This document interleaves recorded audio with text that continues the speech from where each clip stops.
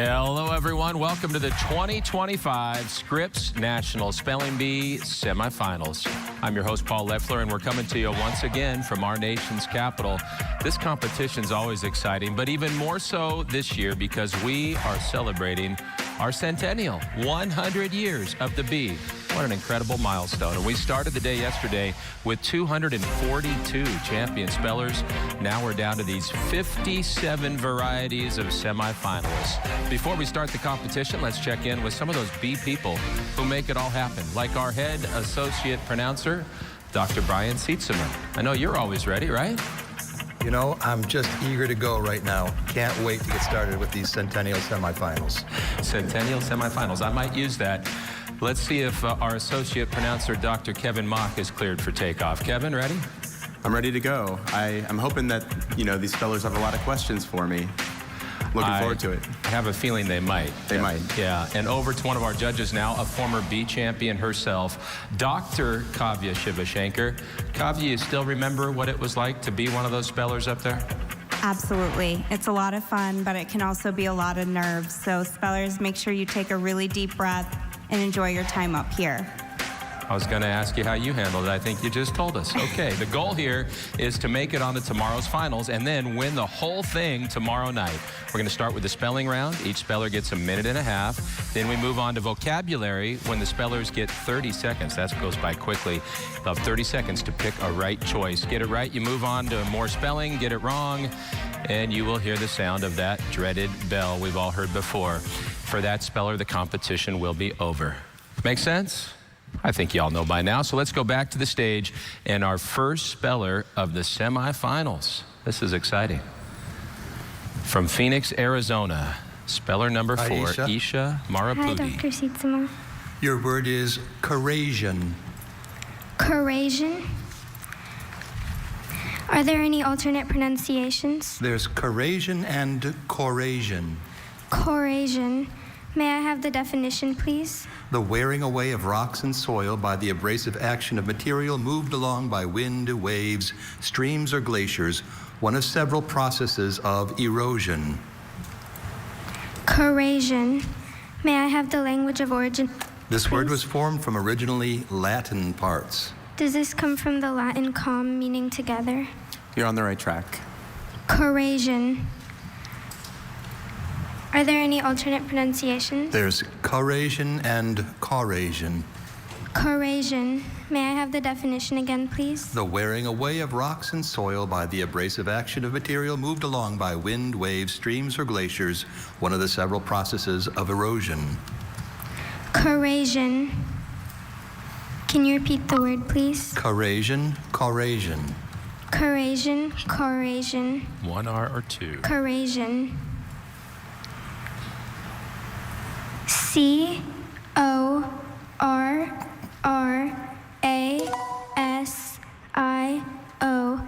Corasian. That is correct. Thank you.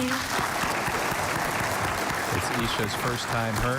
32 of the spellers in these semis haven't been to Washington Sumak, before. your word is Cathepsin.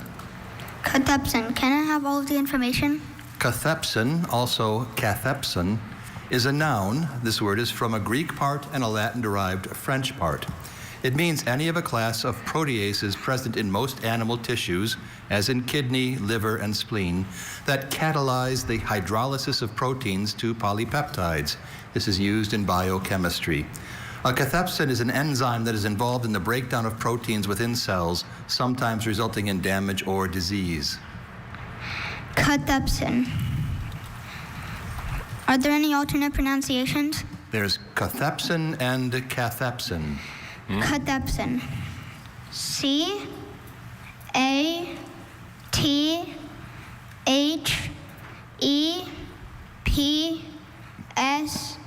C-A-T-H-E-P-S-O-N. Cathepsin. Cathepsin is C-A-T-H-E-P-S-I-N. Great work. What an impressive debut at such a young age. You've really impressed us all. We hear that you love conducting science experiments to satisfy your curiosity, and we hope that same spirit of exploration brings you back to the bee again. Hope to see you next year. We'll count on it. He was our only fourth grader to make the semifinals this year. We have 6 fifth graders, 6 sixth graders, 21 seventh graders, and 23 eighth graders in their final year of eligibility. Like Aaron, your Lee. word is dactyliomancy. Dactyliomancy.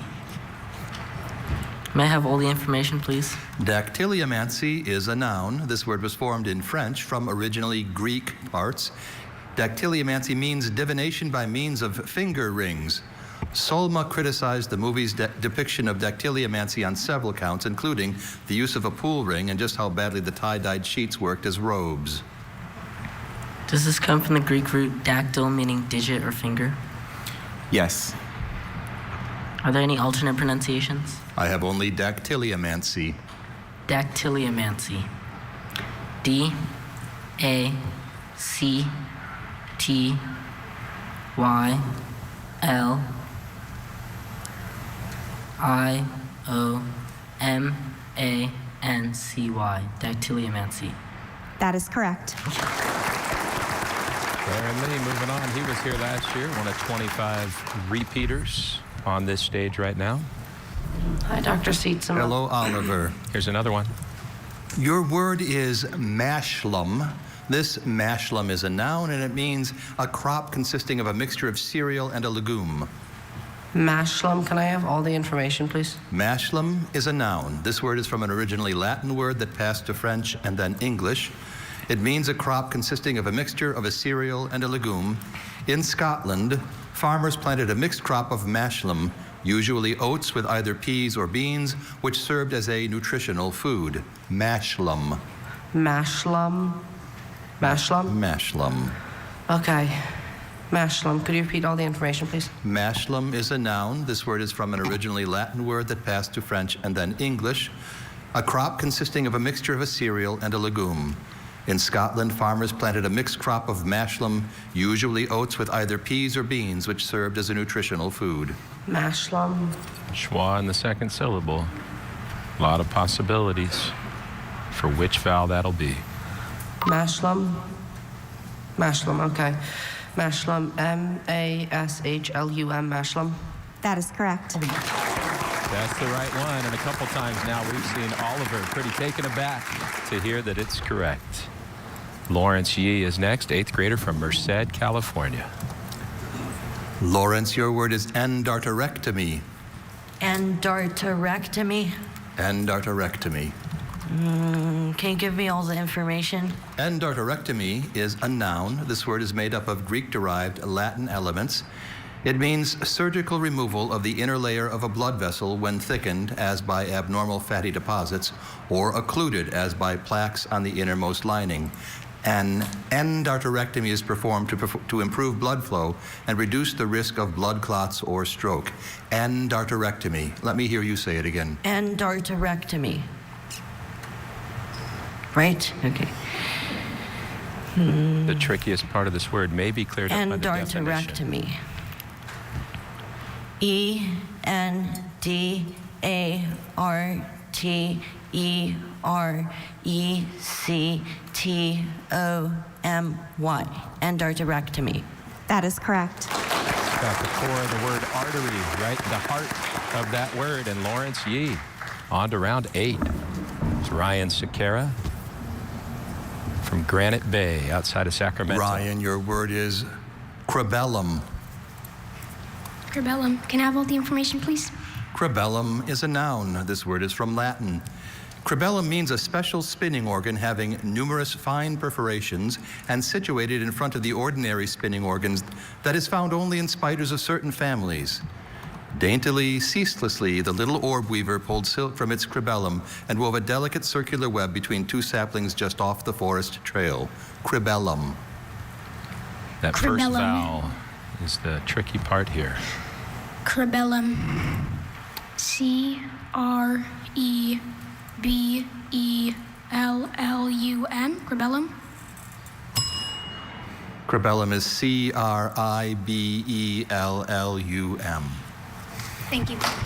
Ryan, Congratulations on a fantastic first B performance. We've loved having you on stage and hope your journey not only brings you back to this national stage, but also to every Major League Baseball stadium, just as you hope. Congratulations again. Well, and maybe the Athletics playing in his hometown of Sacramento will invite him this week. Hint, hint, A's, get to it. Hannah Kuo is up next. She's from Southern California, Chino Hills. Hannah, your word is utility. May I have all the information? Utility can also be pronounced uteli. It's a noun. This word is from two originally Greek parts. Utility means the condition of having a body made up of a constant number of cells, as in certain rotifers and some lower worms. In uteli, mature organisms grow only by cell enlargement, not by cell division. Utility, uteli. Can you repeat the language of origin? This word is from two originally Greek parts. Which I think she's familiar with. Maybe a temptation to double a consonant, but pretty straightforward for this round. E-U-T.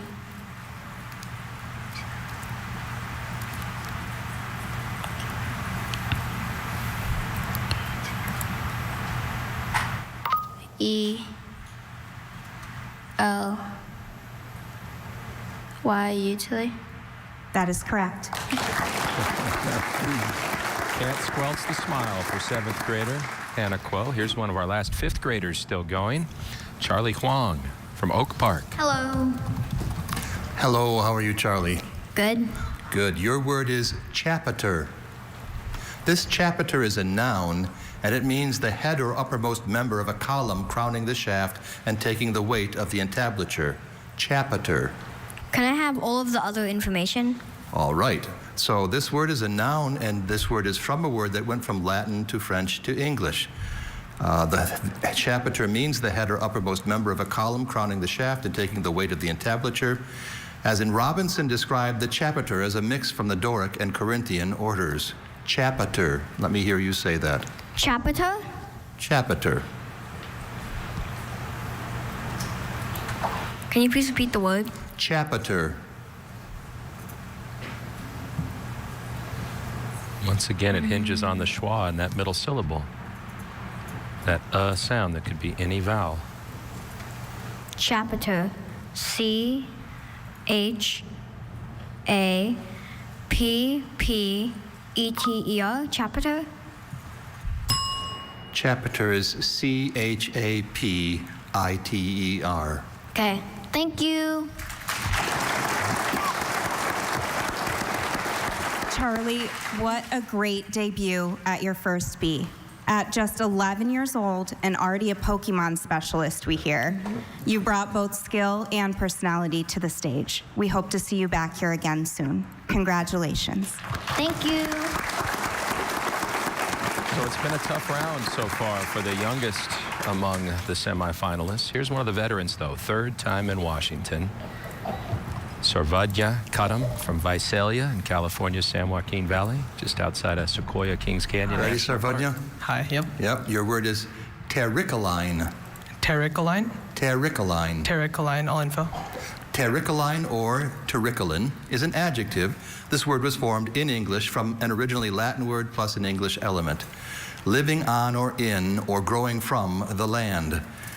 By using boulders at the corners of his house, local wood, an undulating floor plan, and natural light, Zachary established himself as an up-and-coming architect of terricoline dwellings. Alternate pronunciations. There's terricoline and terricoline. Terricoline. Could you repeat the first one, please? Terricoline. Terricoline. This is an adjective? This is an adjective. Terricoline. Latin terra meaning earth or land. Yes. Latin colere meaning to live or inhabit. Yes. Could you repeat the word? Terricoline. Terricoline? Terricoline. Terricoline. That should clear up. Terricoline. Any questions? Knowing those roots. T-E-R-R-I-C-O-L-I-N-E. Terricoline. That is correct. casually requesting all info with his hands in his pockets is not something we would have seen 2 years ago when he first came here, but the comfort of experience helping Sarvadya. Now here's Vade Raju, 7th grader from Denver.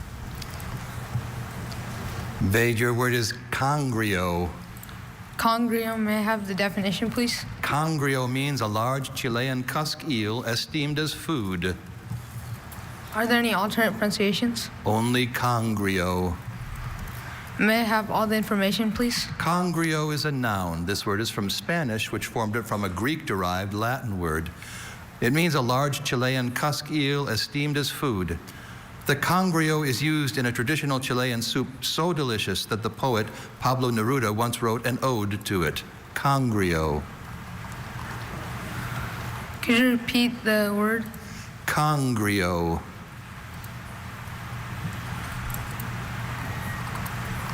Vade, I'm going to have you say it back to us. Congrio? Congrio. May I have the language origin? This word is from Spanish, which formed it from a Greek-derived Latin word.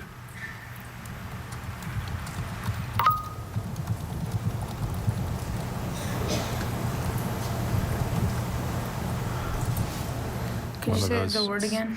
Congrio. You imagine it being more complicated than it is? Also, because of Spanish, maybe some extra letters he might think about inserting. Congrio. C-O-N-G-R-I-O. Congrio? That is correct. Thank you. Swallowed that congrio with one big gulp at the end there. Well done, Vade. Nathan said of Endemy, representing Connecticut. Hello. Hello, Nathan. Your word is pasimeter. Okay, can I have all the information except the sentence? Pasimeter is a noun. This word is probably from parts that passed from Latin to French to English, plus an English element that passed from Greek to French. Pasimeter means a turnstile operated from inside a change booth that gives access to a public transportation area as a subway platform. The pasimeter was commonly used, especially in England, until it was replaced in the 1980s by the automatic ticket gate. Pasimeter. Does it come from the Greek metron, meaning a measure? Yes. Okay. And does it come from like the English pass, meaning to like succeed? I don't quite see that here. Let's have you say the word pasimeter. Pasimeter. Can I have the definition again? Pasimeter means a turnstile operated from inside a change booth that gives access to a public transportation area as a subway platform. What's the etymology? This word is probably from parts that passed from Latin to French to English, plus an English element that passed from Greek to French.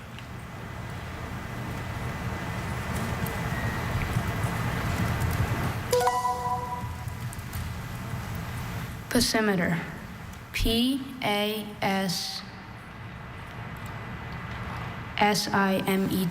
Pasimeter. That is correct. That was his first instinct, and he didn't allow the answer that he wasn't looking for to throw him off. If you're wondering, in order for the judges to say yes, or the pronouncers, it has to be the exact definition of the specific root. Good deep breaths, Wig. Yes. Your word is obcuneate. Definition? Inversely shaped like a wedge. Does this word contain the Greek word ob, meaning inward? I don't see that here, but I might listen to the etymology again. This word is made up of Latin elements. Does it contain the right word ob, meaning inward?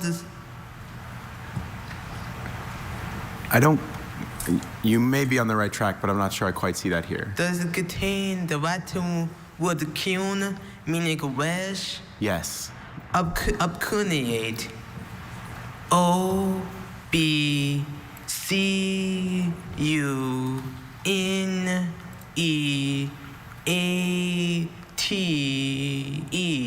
Obcuneate. That is correct. Don't sleep on Zwei. His sister won it all. He's been working really hard, and we've seen that word before in this competition. Good way to prepare is to watch old spelling bees. Sometimes these words show up once again. Nicasio David from Fort Myers. Nicasio, your word is Congieri. This congieri is a noun. It means a present or largesse, as of corn, wine, or oil, made in ancient Rome to the soldiers or the people. Congieri. Can I have all the information? Congieri is a noun. This word was formed in Latin from a probably originally Greek word plus a Latin element. It means a present or largesse, as of corn, wine, or oil, made in ancient Rome to the soldiers or the people. The emperor ordered a generous congieri to be made to the victorious army. Congieri. Congieri. Are there any alternate pronunciations? Just congieri. Congieri. Can I have the definition one more time? A present or largesse, as of corn, wine, or oil, made in ancient Rome to the soldiers or the people. Congieri. C-O-N-G-I-A-R-Y. Congieri. That is correct. Once again, resisting that thought in your mind. Is it more complicated than I think it is? No, it wasn't. Here's Srividya from Jacksonville. Your word is dulciana. Dulciana. Can I have the definition? A soft-toned organ flue stop having metal pipes of 4-foot pitch, 8-foot pitch, and 16-foot pitch. Dulciana or dulciana. Dulciana. Alternate pronunciations? Dulciana, dulciana. Language of origin? This word is from Latin. Repeat the word. Dulciana, dulciana. Dulciana. Am I saying it right? We'll tell you if we hear something amiss. Repeat the definition. A soft-toned organ flue stop having metal pipes of 4-foot pitch, 8-foot pitch, and 16-foot pitch. Repeat the language of origin. Latin. If he had said Repeat the Italian, word. she might think differently. Dulciana, dulciana. Dulciana. Dulciana. Repeat the word again. Dulciana. Dulciana. Can you repeat the language of origin? Latin. Dulciana. Part of speech. Noun. Dulciana. Can you repeat the word one more time? Dulciana, dulciana. Dulciana. D-U-L-C-I-A-N-A. Dulciana. That is correct. Thank you.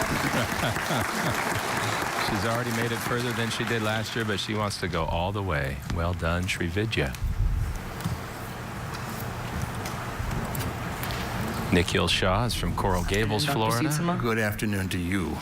Your word is pleiopod. May I have all the information, please? Pleiopod is a noun. This word was formed from originally Greek elements. Pleiopod means an abdominal limb of a crustacean. Adriel was so fascinated by the movement of each pleiopod of the swimming crab that he filmed a short underwater video. Pleiopod. Can I have the etymology again? Formed from originally Greek elements. Does this word contain Greek podos, meaning foot? Yes. Okay. I've always wanted to ask a root word question. You just did. That's not the problem with this word. It's that connecting Could you repeat vowel. the word and definition again? Pleiopod means an abdominal limb of a crustacean. But knowing it's from Greek could help lead him in the right Okay, here direction. goes. Pleiopod. Okay, one more time. Pleiopod. Okay. So continuing from there. L-E-O-P-O-D. Pleiopod. That is correct. Thank you. Usually you'll hear someone start over and say the letter again. He continued. He knew where he was. Well done by Nikhil. Well, we're just getting started. In that round, we had a dozen spellers make it through to the next round, while 3 heard the sound of that bell. But we're just getting going with the semifinals. If you look at your screen, when you see the B, that means they're moving on to the next round. So if those wings are buzzing, that means you'll see them in round 8. So Hannah Kuo moving on, so is Sarvadnya. Then we see Nathan, Zwe, Nicasio, Srividya, and Nikhil all moving on to round 8. So much more spelling still to come here at the 2025 Scripps National Spelling Bee semifinals presented by Walmart. We'll return right after this. The Scripps National Spelling Bee, presented by Walmart. Get your prescription delivered in as fast as an hour with Walmart Express Delivery.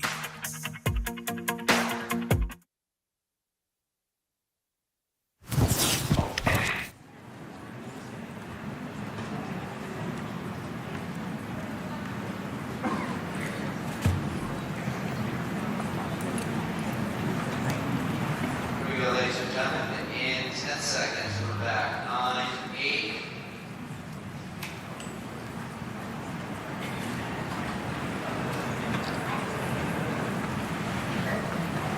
The energy is high in the room as we continue with our 100th anniversary Spelling Bee Trivia. I'm your host, Zach Sherwin, and you are my guest. I'm Aurora Spizak from Centerville, Ohio. Aurora from Centerville, Ohio. With a heck of a bucket hat. I want to get one of those by the end of the bee. All right, my friend, here we go. Multiple choice spelling bee trivia. The amount of prize money awarded to the first national champion in 1925 was A, $25. B, there was no prize money, but the winner got a lovely basket of baked goods to take home. C, $500. Or D, there was no prize money and the winner had to pay the bee for the hard work they did coming up with words to spell. C? C is the correct answer. $500 for Aurora. Congratulations, my friend. Enjoy that stuffy and best of luck this week.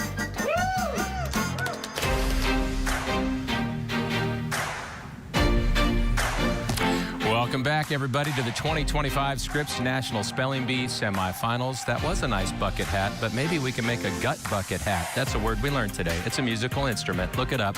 Joining us now, a woman who knows that and a lot more, because she's been with the bee for over half of its existence now, our head judge, the ringer of the dreaded bell. It's not with her now, so don't worry, Mary Brooks. Mary, welcome back. How excited are you for this milestone year? Beyond excited. It's like none of the other bees I've been involved in, and yet in so many ways it's as familiar, but there's so much new going on. Did you really say beyond excited? I think I might have. And there's a bee on your finger, a bee on your wrist, a bee on your neck, a bee on your ears, probably your shoes too? Yes. Not on your forehead, not yet. Stay tuned.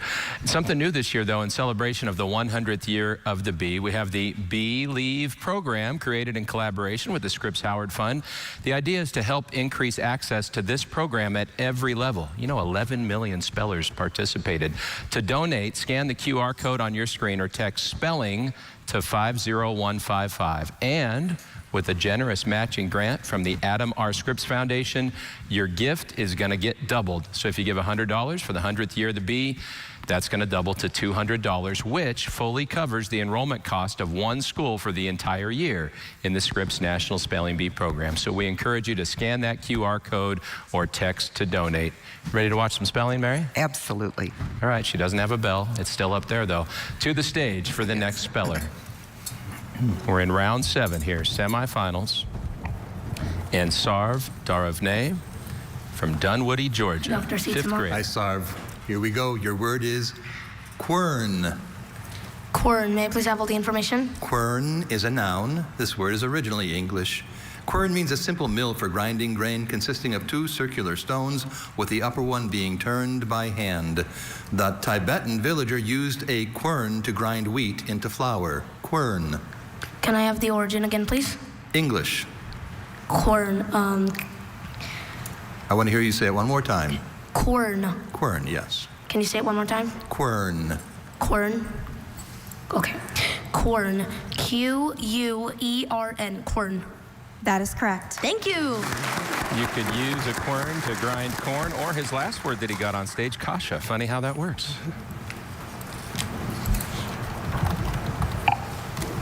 Sarah Daoud, our other Georgian, remaining in the competition. Hi, Dr. Seitzema. Hi, Sarah. Your word is spurketing. Can I have all the information? Spurketing is a noun. This word is from an English word. Spurketing means planking consisting of timbers that are heavier than the ceiling and are worked above the waterways in a wooden ship. The spurketing on the old ship was made of a different wood than the rest of the hull. Spurketing. Can you say it again? Spurketing. Spurketing. That first vowel could be a lot of different things. Can I have the origin? It is from an English word.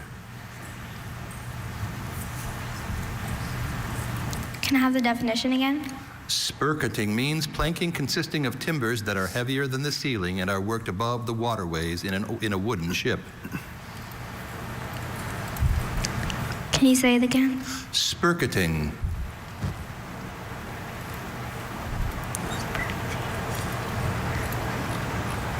Can you say it once more? Spurketing. Spurketing.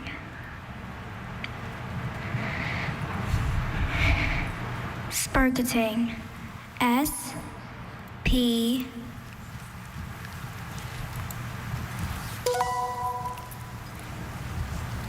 U-R-K-E-T-I-N-G.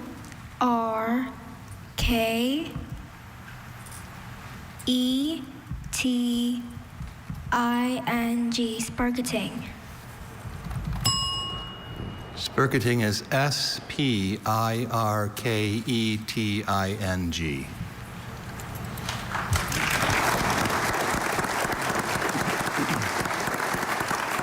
Sarah, congratulations on a wonderful first B.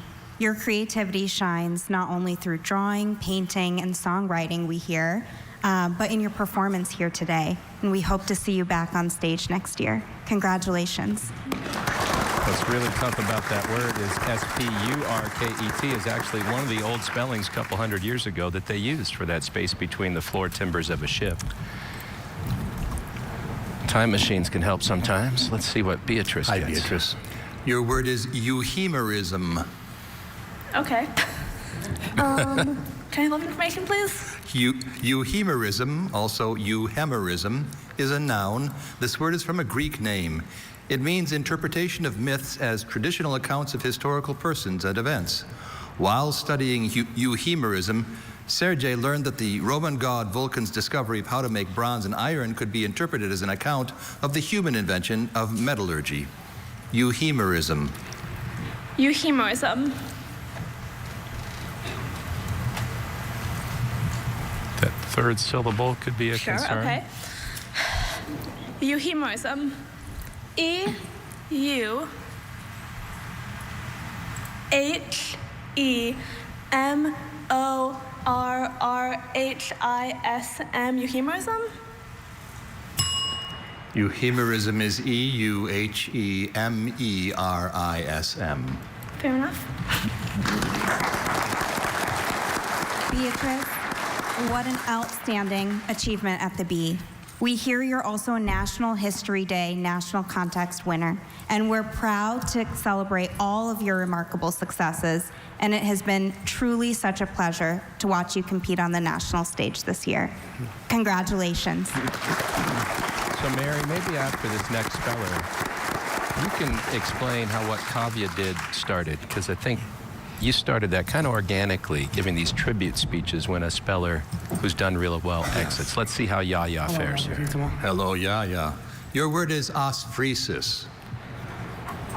Osphresis. May I have the etymology, please? This word is originally from Greek. Can I have the Greek os meaning bone? I don't see that here. All right, osphresis. May I have all the information, please? Osphresis is a noun. It's from Greek. It means the sense of smell. Impaired osphresis can be not only irksome, but also dangerous. Osphresis. Well, that does not sound good.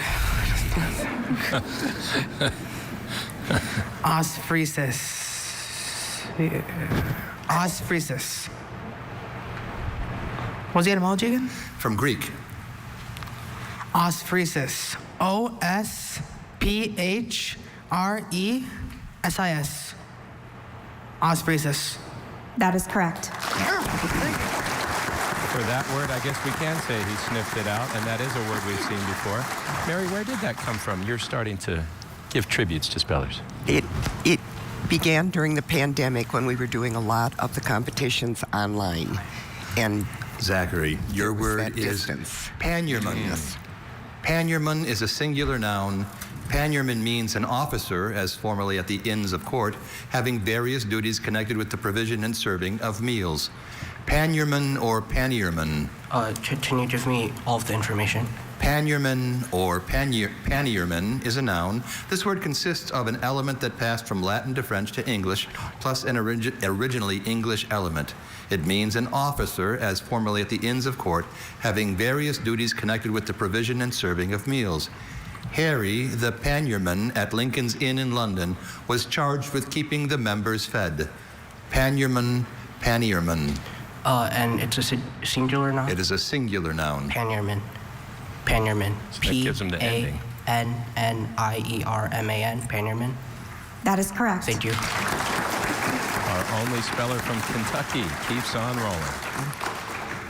Mary, I guess that's something good that came out of the pandemic, because I think people have looked forward now to what you're going to say about someone in the finals. Yes. Lauren, hi. Your word is QBEB. Can I have all the information? QBEB is a noun. This word is from a word that went from Arabic to Latin to French.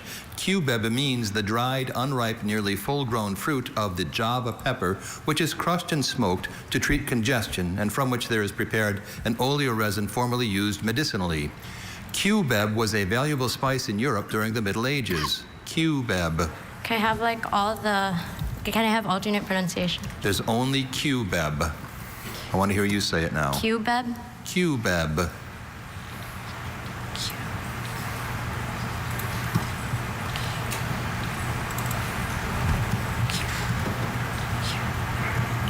QBEB? QBEB.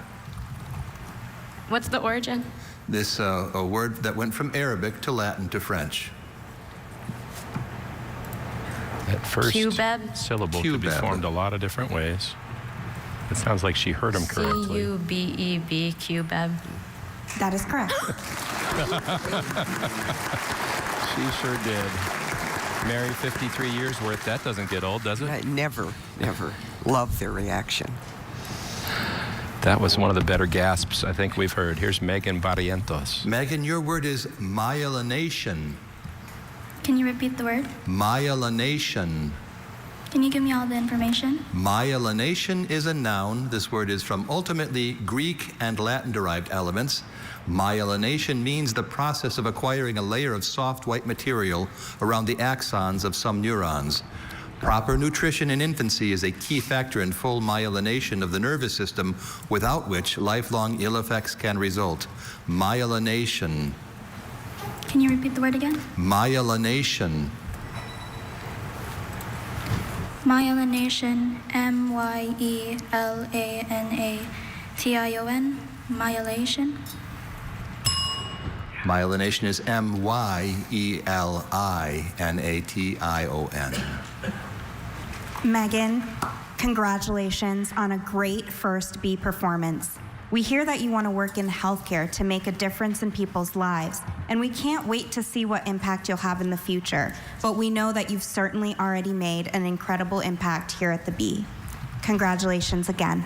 Thank you. Great job. So far in the semifinals, Mary, it's still hard to ever hear the bell.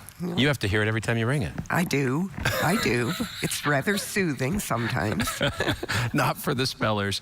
So if you see a B, that means they're moving on. So Sarv and Yaya are on to round 8. Also advancing in the competition, Zachary and Lauren. And we're going to go right back to spelling. Next, we have Adarsh, one of our 6th graders, just 11 years old. We're in the semifinals. This is round 7 of the overall competition. So Acton, Massachusetts' Adarsh Venkanagari. Adarsh, your word is focometer. This focometer is a noun. It means an instrument for measuring either the visual or the photographic focal length of an objective or of another optical system. Focometer. Focometer. May I have all the information? Focometer is the only pronunciation of this noun. This word was formed in French from an originally Latin part and an originally Greek part.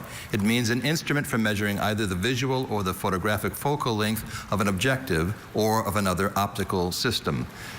A focometer is commonly used in non-medical settings to assess eyesight because it is inexpensive and simple. Focometer. Oh, does this come from, okay, can I have the origin? This word was formed in French from an originally Latin part and an originally Greek part. Does this come from the Latin metron, meaning like measure? I don't quite see that here, but listen again to the origin. This word is from an originally Latin part and an originally Greek part. Does this come from the Greek metron, meaning measure? Yes, it does. Okay. Focometer may have, okay, never mind. Focometer, F-O-C-O-M-E-T-E-R, focometer? That is correct. Thank you. Adarsh moves on to round 8. Focal was right there in the definition. That helped rule out a PH, perhaps. Hi, Dr. Here's Sisama. Sanvi. Hello, Sanvi. Your word is tubefacient. Tubefacients. Can I get the ultimate tested language? This word is from Latin. Can I get the etymology? The same, from Latin. Okay. May I have all of the information? Tubefacient, also pronounced tubefacient, is an adjective.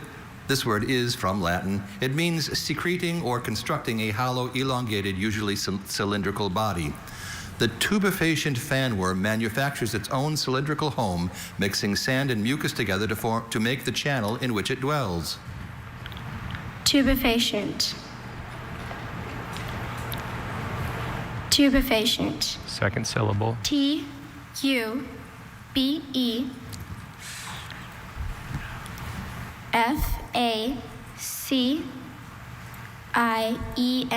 Tubefacient. Tubefacient is Tubifaciient. Thank you. Another schwa, another ring of the bell. Sanvi, congratulations on an incredible performance. As the head editor of your school newspaper, you clearly have a talent for words. We're so proud of your accomplishment on this stage, and we're excited to see all of the amazing things you'll accomplish in the future. Congratulations. Thank you. That makes me wonder, Mary, maybe after the next speller, I'll give you some time to think about it.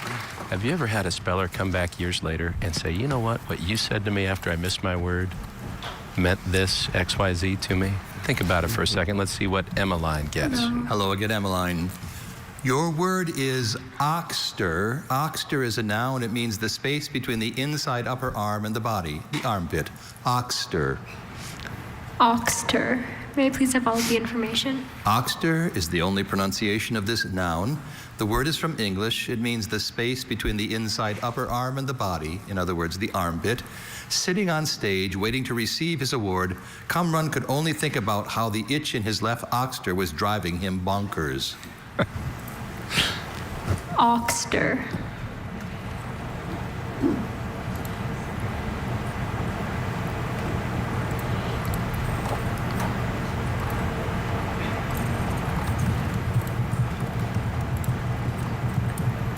Oxter. O-C-H-S-T-E-R. Oxter. Oxter is O-X-T-E-R. Thank you. If you follow the lineage of that word far enough, you would find her spelling, but that was centuries ago in Old High German. Congratulations on your outstanding debut at your very first B. Your focus and skill truly stood out, and your fluency in Spanish adds such a wonderful dimension to your love of language. We're excited to see all the amazing places your talents will take you next. Congratulations. So, Mary, have there been times where spellers came back and mentioned something you had said? Not spellers per se, but this year I had a first where a competitor who's still in the B came up to me and said, I've been watching you for years, and I just love Your what word you is say to the spellers barretter. This barretter is a noun. It means an early form of radio detector operating by increased resistance when subjected to the influence of electric waves. Barretter. Barretter. Can I have the language of origin? This word is from a French word. Barretter. Can I have all the information? Sure. Barretter is the only pronunciation for this noun. It's a word from French. It means an early form of radio detector operating by increased resistance when subjected to the influence of electric waves. The barretter was invented in 1902 by the Canadian-born Reginald Fessenden, an early pioneer of radio technology. Barretter. This has a trifecta, Barretter. a schwa, and two consonants Can you that could repeat the be language single or origin? double. This is from a French word. Barretter.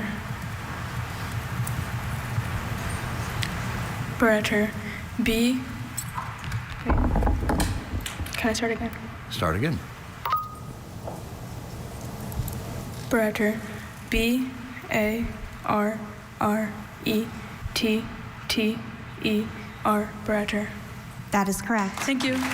Well done, Harini. Outside of Faison, last year's runner-up, she's the highest finishing returner from 2024.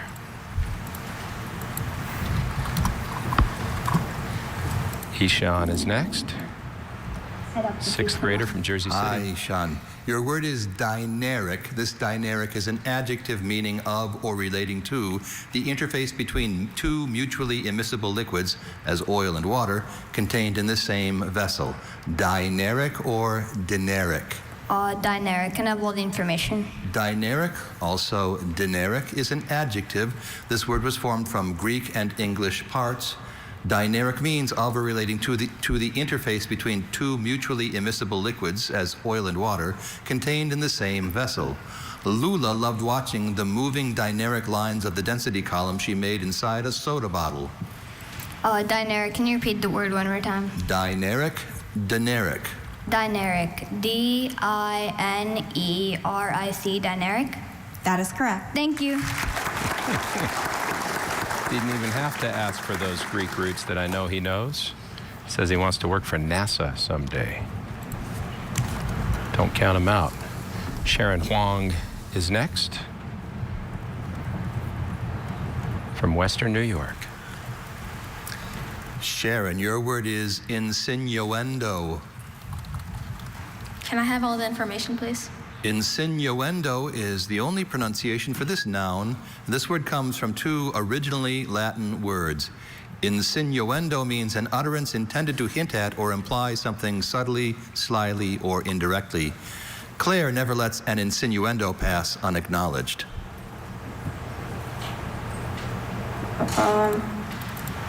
Insinuendo? Insinuendo. Can you repeat everything again? Insinuendo is a noun. This word comes from two originally Latin words. It means an utterance intended to hint at or imply something subtly, slyly, or indirectly. Claire never lets an insinuendo pass unacknowledged. Insinuendo.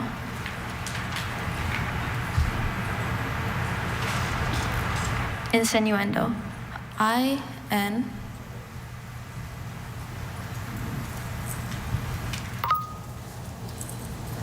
S-I-N-N-U-E-N-D-O, insinuendo.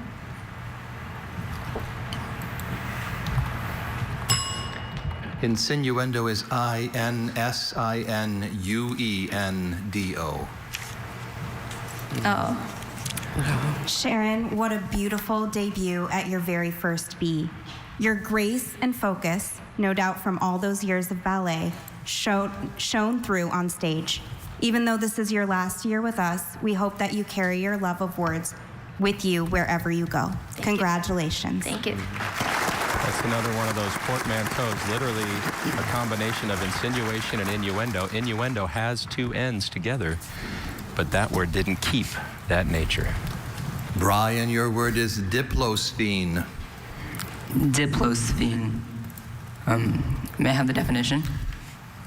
A median wedge-shaped posterior process on the neural arch of the vertebrae of certain extinct reptiles. And may I have the language of origin? This word is from originally Greek elements. Okay. Diplosphene. Can you repeat the word? Diplosphene. Does this come from the Greek root sphene, meaning wedge? Yes. Okay. Can you repeat the word? Diplosphene. Diplosphene. And can you repeat the definition? A median wedge-shaped posterior process on the neural arch of the vertebrae of certain extinct reptiles. Diplosphene. Can you repeat the word? Diplosphene. Hey, diplosphene. Are there any alternate pronunciations? Just diplosphene. Okay, and can you repeat the word one more time? Diplosphene. Diplosphene. D-I-P-L-O-S-P-H-E-N-E.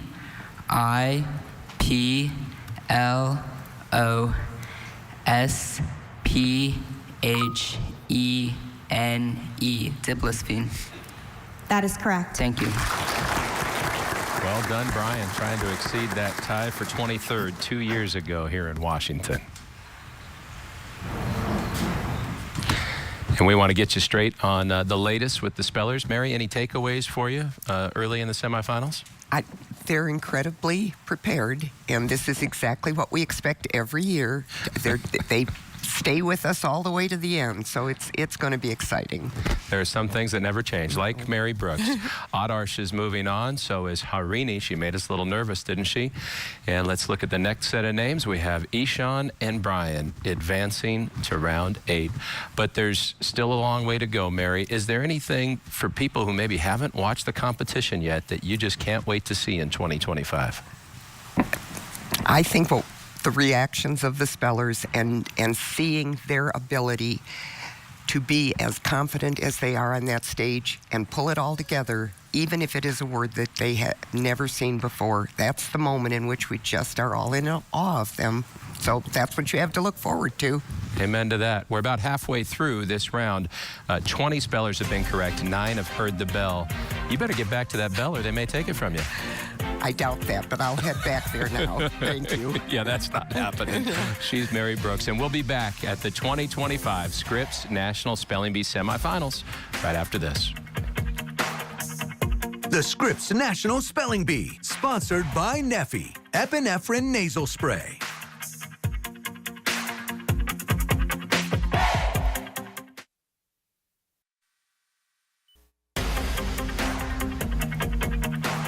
Welcome back to the 2025 Scripps National Spelling Bee Semifinals.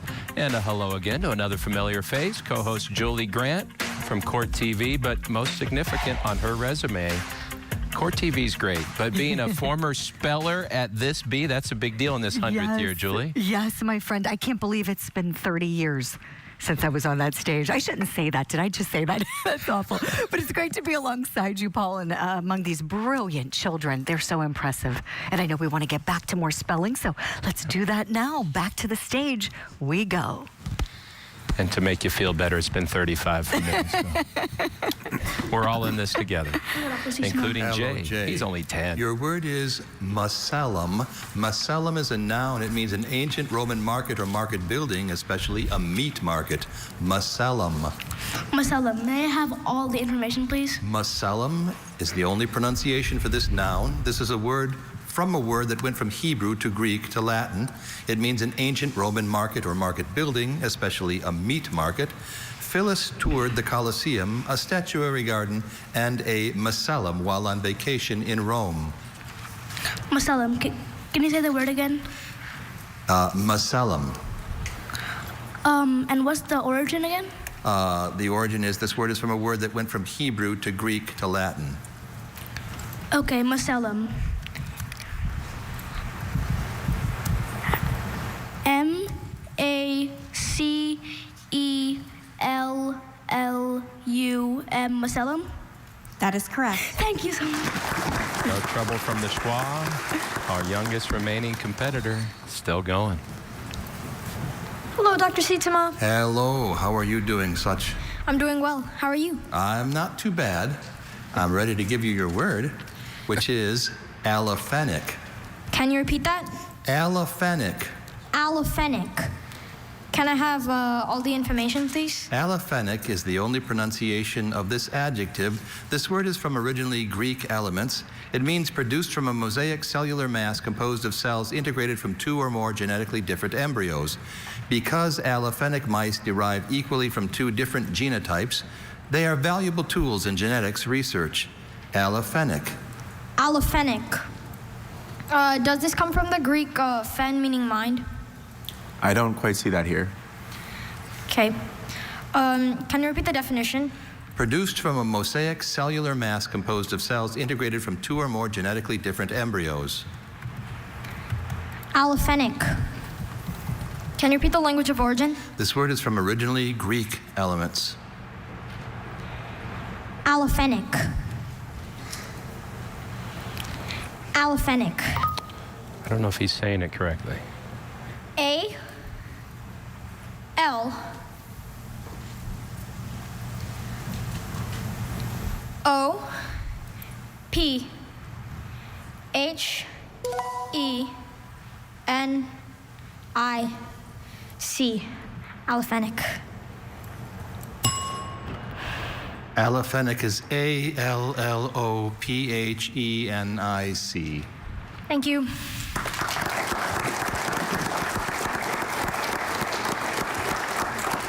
Such, What a powerful debut at your very first B.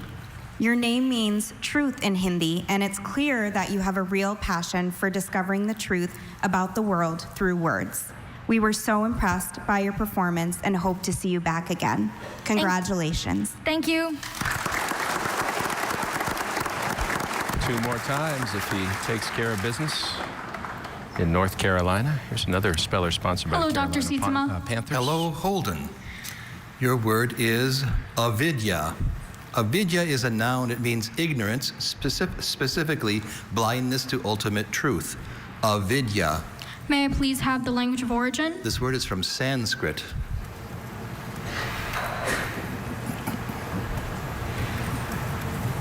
Could you repeat the word? Avidya. Are there any alternate pronunciations? There's just avidya. Could you use it in a sentence, please? In Buddhist philosophy, avidya is the first of the 12 links in the chain that binds living creatures to suffering. I want to hear you say it again. Avidya. Could you repeat the definition? Ignorance, specifically blindness to ultimate truth.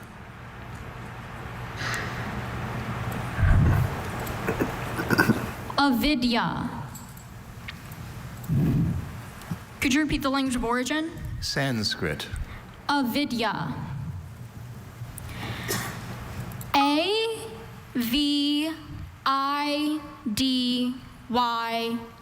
Avidya. That is correct. Thank you. Boy, Paul, I'm going to have to remember that word and take it back to Queer TV.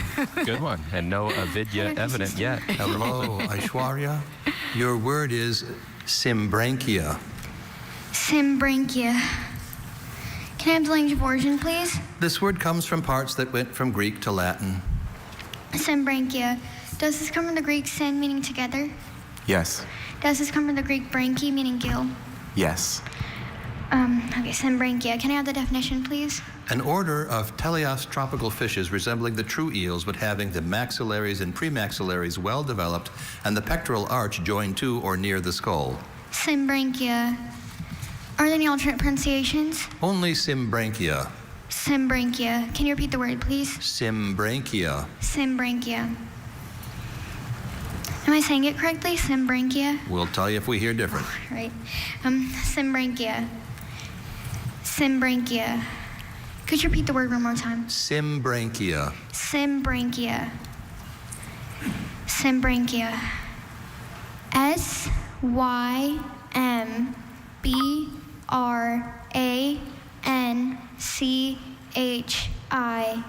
Symbranchia. That is correct. Thank you. Once we identified those roots, pretty easy. I'm interested, Julie, how that moment waiting for the bell or no bell, how that compares to the courtroom and a verdict. Your word is I bet defendants spinerular. attention like these spellers do. Spinerular. Spinerular. Spinerular. Can I have the definition? Of or relating to one of many small tubes on the spinning organs of spiders for discharging the secretions of the silk glands. Can I have the language of origin? This word was formed from English and Latin-derived English parts. Are there any alternate pronunciations? There's spinerular, there's spinerular, spinnerular, and spinnerular. Ooh, those last Spinerular. 2 pronunciations. Spinerular. Can you repeat the definition? Of or relating to one of many small tubes on the spinning organs of spiders for discharging the secretion of the silk glands. And that definition. Can you repeat the language of origin? This word was formed from English and Latin-derived English parts. Can help her decide Can you one repeat the and or part 2. of speech? Adjective. Can you say it again? Spinerular. Spinerular. Spinerular. S-P-I-N-A-R-U-L-A-R.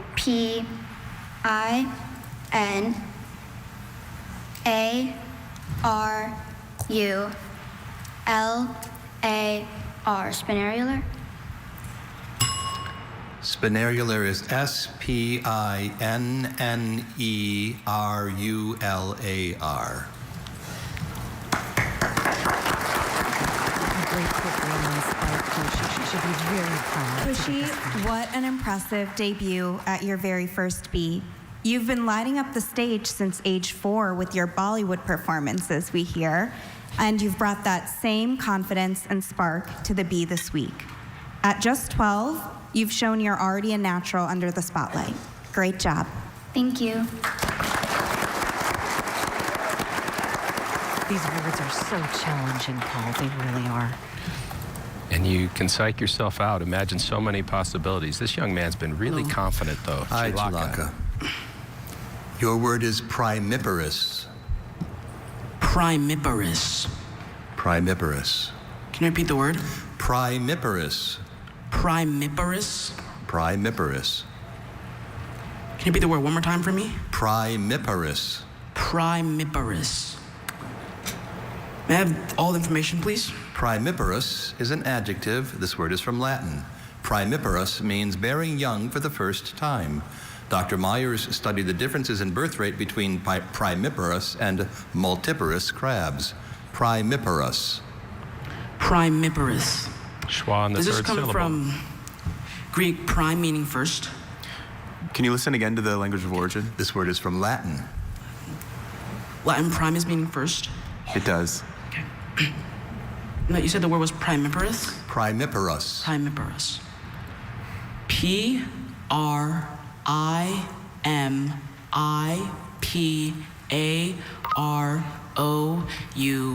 Primiparous. That is correct. Thank you. Chilaka Ugobi. Julie, he's been as impressive as any speller. If you just look at what's happened on stage, he has owned every single word. Sure has. And wow, so sharply dressed, too. Love the tie and the cufflinks. Comes Zach Yeager. He was here last year. Zach, your word is penicillate. Penicillate? May I please have all the information? Penicillate, also pronounced penicillate, is an adjective. This word is probably from Latin. It means furnished with a tuft of fine hairs, ending in a tuft of hairs like a camel's hair brush. Etta was fascinated by the penicillate caterpillar on the tree. Penicillate, penicillate. Penicillate. Penicillate.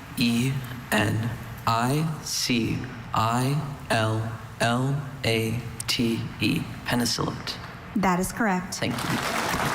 Zach is sponsored by the Akron Beacon Journal, which has sponsored a speller ever since year 1 in 1925. Oh, that's fantastic. A great paper. It is. Rujva. Rujva, your word is notitia. Notitia. Can I have all the information? Notitia, also notitia, is a noun.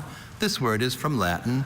It means a list or register, especially of ecclesiastical sees or districts. The bishop's secretary consulted the notitia to make sure his Christmas letters were going to the correct addresses. Notitia, notitia. Notitia. Can I have the origin again? Latin.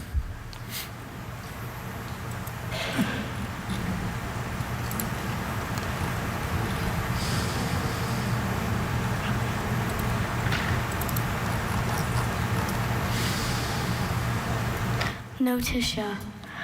Notitia. Notitia.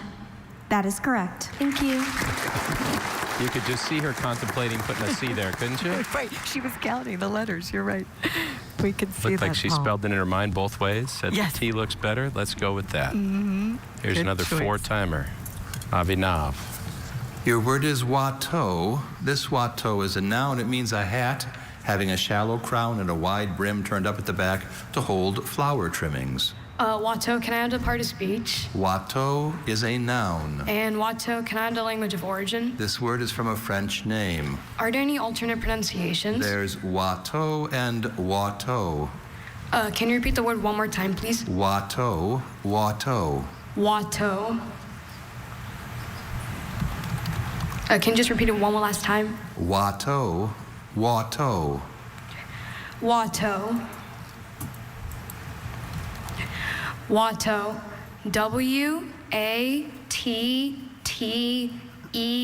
W-A-T-T-E-A-U. Watteau. That is correct. Thank you. We've seen that word before. In fact, some champions have gotten it. Sukanya and Carrie Close, who's one of the champions back this year. We'll meet her later. Vital, your word is Victrola. Victrola? Victrola. May I have all the information? Victrola is the only pronunciation for this trademark. It is used for an instrument for reproducing sounds by means of the vibration of a stylus or needle following a spiral groove on a revolving circular disc or cylinder. On special occasions, Samson gets out his grandfather's Victrola and breaks out some music by Spike Jones. Can I have the language of origin again? This is a trademark. It's a generational word, isn't it? When you're 13, it's not exactly in your everyday usage. Your vocabulary. Good point, Paul. I-C-T-R-O-L.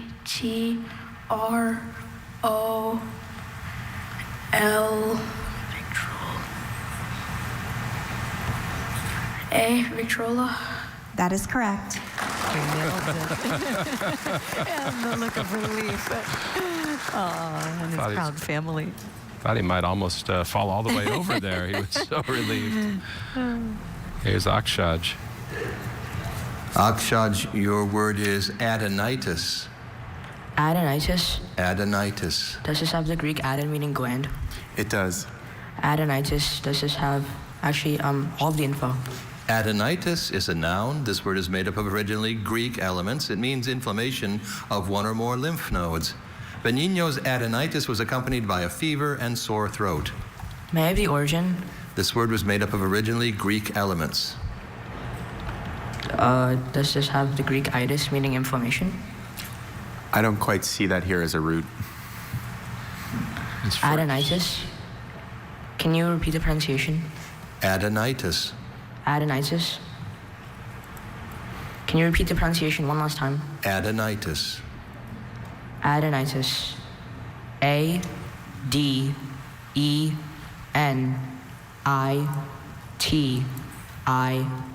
Adenitis. That is correct. Any concern about the schwa was cured when he knew that root for gland. Told him it was an E there. This young man's been impressive as well. 5th grader, Jaden Jang. Jaden, your word is cassowary. Can I have all of the information? Cassowary is a noun. This word is from Malay.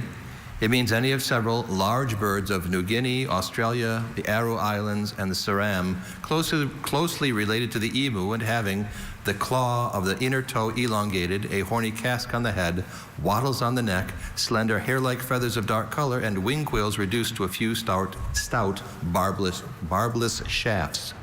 Cassowary. The cassowary can be dangerous if provoked.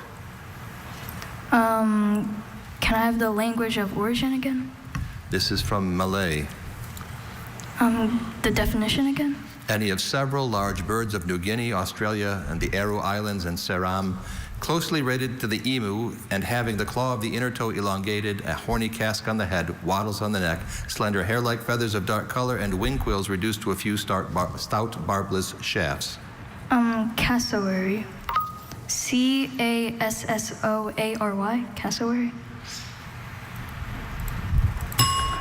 Cassowary is C-A-S-S-O-W-A-R-Y. Thank you.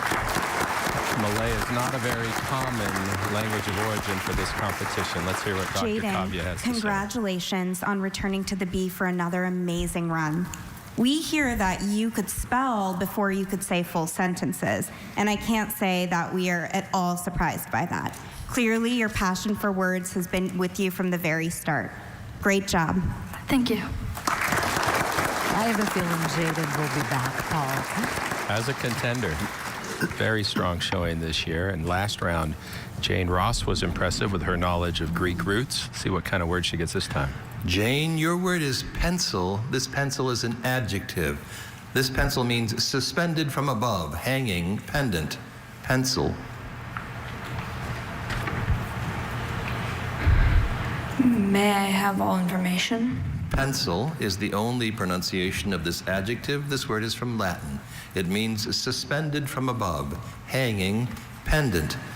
Athena bought a striking minimalist set of pencil shelves that hang on the wall from a single hook near the ceiling. Pencil. Are there any alternate pronunciations? There's just pencil. She knows one way it isn't Let's spelled. hear you say that. Because of the Pencil. homonym. pencil. An alternate pronunciation might have helped. That's a good point, Paul. Pencil. This is tricky. P-E-N-S-A-L. Pencil. Pencil is P-E-N-S-I-L-E.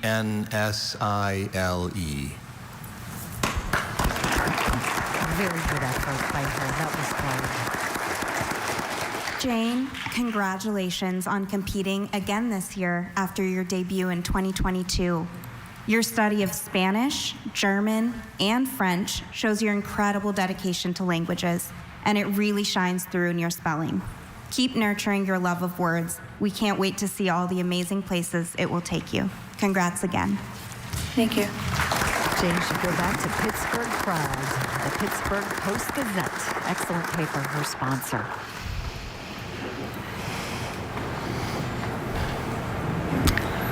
John, your word is dioptrate. Can I get the definition of the word?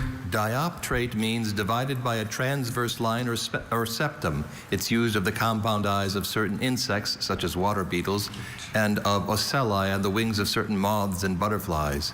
Dioptrate, dioptrate. Dioptrate. D-I-O-P-T-R-A-T-E. Dioptrate. That is correct. Nice job, John. Oh, proud dad there. Are those Wow. emotions coming back to you yet, Julie? They are. The nerves you have up on that stage. It's like nothing else, isn't it? The elation is great. It's still so hard to hear the bell ring, especially when you know they might have gotten the word before, the word after. That's the spelling bee. So let's review where we are. We started the semifinals with 57. Remember that?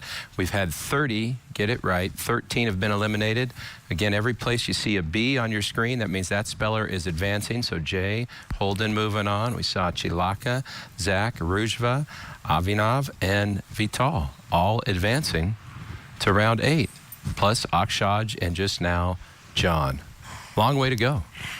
They have done an outstanding job. These children are also impressive, making their families so proud. And we've got much more exciting wordplay to come here at the Scripps National Spelling Bee. This is the semifinals in our nation's capital and the 100th year anniversary. Stay with us. We're going to be right back after this.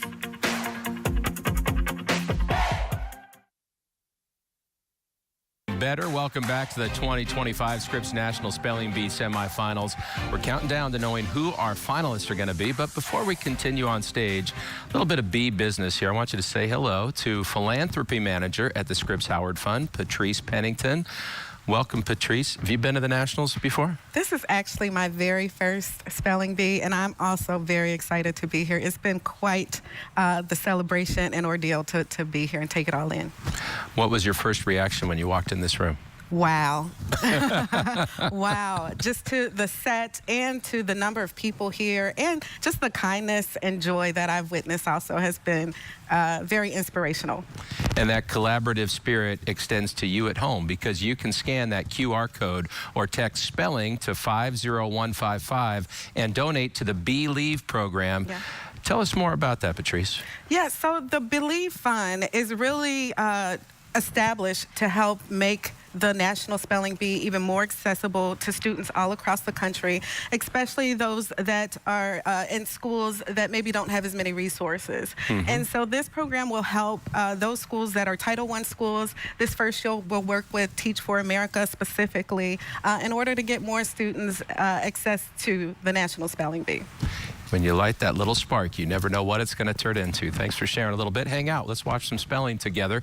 We've got, I think, 14 more spellers to go in round 7. So let's get the next one on stage. This is going to be Swatonk Bangaroo from Piney Flats, Tennessee. 5th grader. Hello, Swatonk. Your word is gyrencephalate. I have the definition. Having the surface of the brain convoluted. It's used of higher mammals. Gyrencephalate. May I have all the information? Gyrencephalate, also pronounced gyrencephalate, is an adjective. This word was formed from a part that passed from Greek to Latin to French to Latin, a Greek-derived Latin part, and an English element. It means having the surface of the brain convoluted. If you were as gyrencephalate as I, you might understand what a devastating remark this is, taunted Brandon haughtily. Let's hear you say it again. Gyrencephalate. Gyrencephalate. May I have the origin again? This word was formed from a part that passed from Greek to Latin to French to Latin, a Greek-derived Latin part, and an English element. Okay.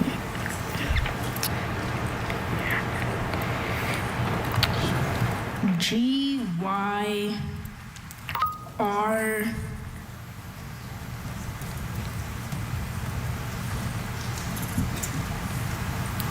A-N-C-E-P-H-A-L-A-T-E. Gyrencephalate is Gyrencephalate. Thank you. I was hoping he may have studied similar words like encephalitis, maybe. You'll have to come back to hear some encouraging An outstanding words. performance at your first B. At age 11, you've already taught yourself to code, and your excitement for learning new subjects speaks volumes about your drive and curiosity. We're so impressed by your dedication. Keep reaching for new challenges, and we hope to see you back here again. Congratulations. It's been a tough round for our younger competitors. Our fourth grader heard the bell, and now 4 of the 6 fifth graders have gone out this round. Here's a 7th grader, Vidula Kalathur. Hello. Hello, Vidula. Your word is Hirundin. Can I have all the information, please? Hirundin, also hirundine or hirundine, is an adjective. This word is from a Latin word plus an English element. Hirundin means of, relating to, or resembling the swallow. The hirundin population in near equatorial countries rises sharply when autumn returns to the northern hemisphere. Can I have the definition and origin again, please? So this word is from a Latin word plus an English element, and it means of, relating to, or resembling the swallow. Hirundin. H-I-R-U-N-D-I-N-E.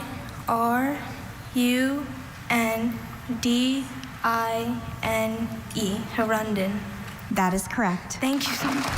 Another word spelled in this competition by a past champion, Juster Tyler Carroll, and Justin had it in 1995. Wonder if that's coincidence or intentionality with the word panel. Stay tuned, we'll find out. Long way to go in this competition. Arnie, your word is posse spiral. Posse spiral. May I have all of the information? Posse spiral is an adjective. This word was formed in English from originally Latin parts. It means winding around a center or pole and gradually receding from or approaching it with few turns. The common periwinkle is an example of a gastropod with a posse spiral shell. Posse spiral. Are there any alternate pronunciations? Just posse spiral. Posse spiral. P-A-U-C-I-S-P-I-R-A-L. Posse spiral. That is correct. Thank you. So Arnie from Amarillo. On to round 8. Not too many left here in round 7. Patrice, did you ever do a spelling bee growing up? No, I did not do the spelling bee, but we did have one at my school, and I got to root on my classmates. Hello, Isaac. So you have this kind of experience. Your word is donzella. This donzella is a noun. It means a young woman. Donzella or don'tsella. Can I have all the information, please? Donzella, also don'tsella, is a noun. This word is from a word that went from Latin to Provençal to Italian. It means a young woman. The students discussed the artist's use of light in a painting of a Venetian donzella. Can I have the word again, please? Donzella or don'tsella. Doncella. D-O-N-C-E-L-L-A. Doncella? That is correct. Thank you. I think having both pronunciations helped him clear up the Z versus a C. So Isaac Cancio is on to round 8. Here's Avishka. She's from Prosper, Texas. Sponsored by the Dallas Avishka, your Sports word is Commission. volcanism.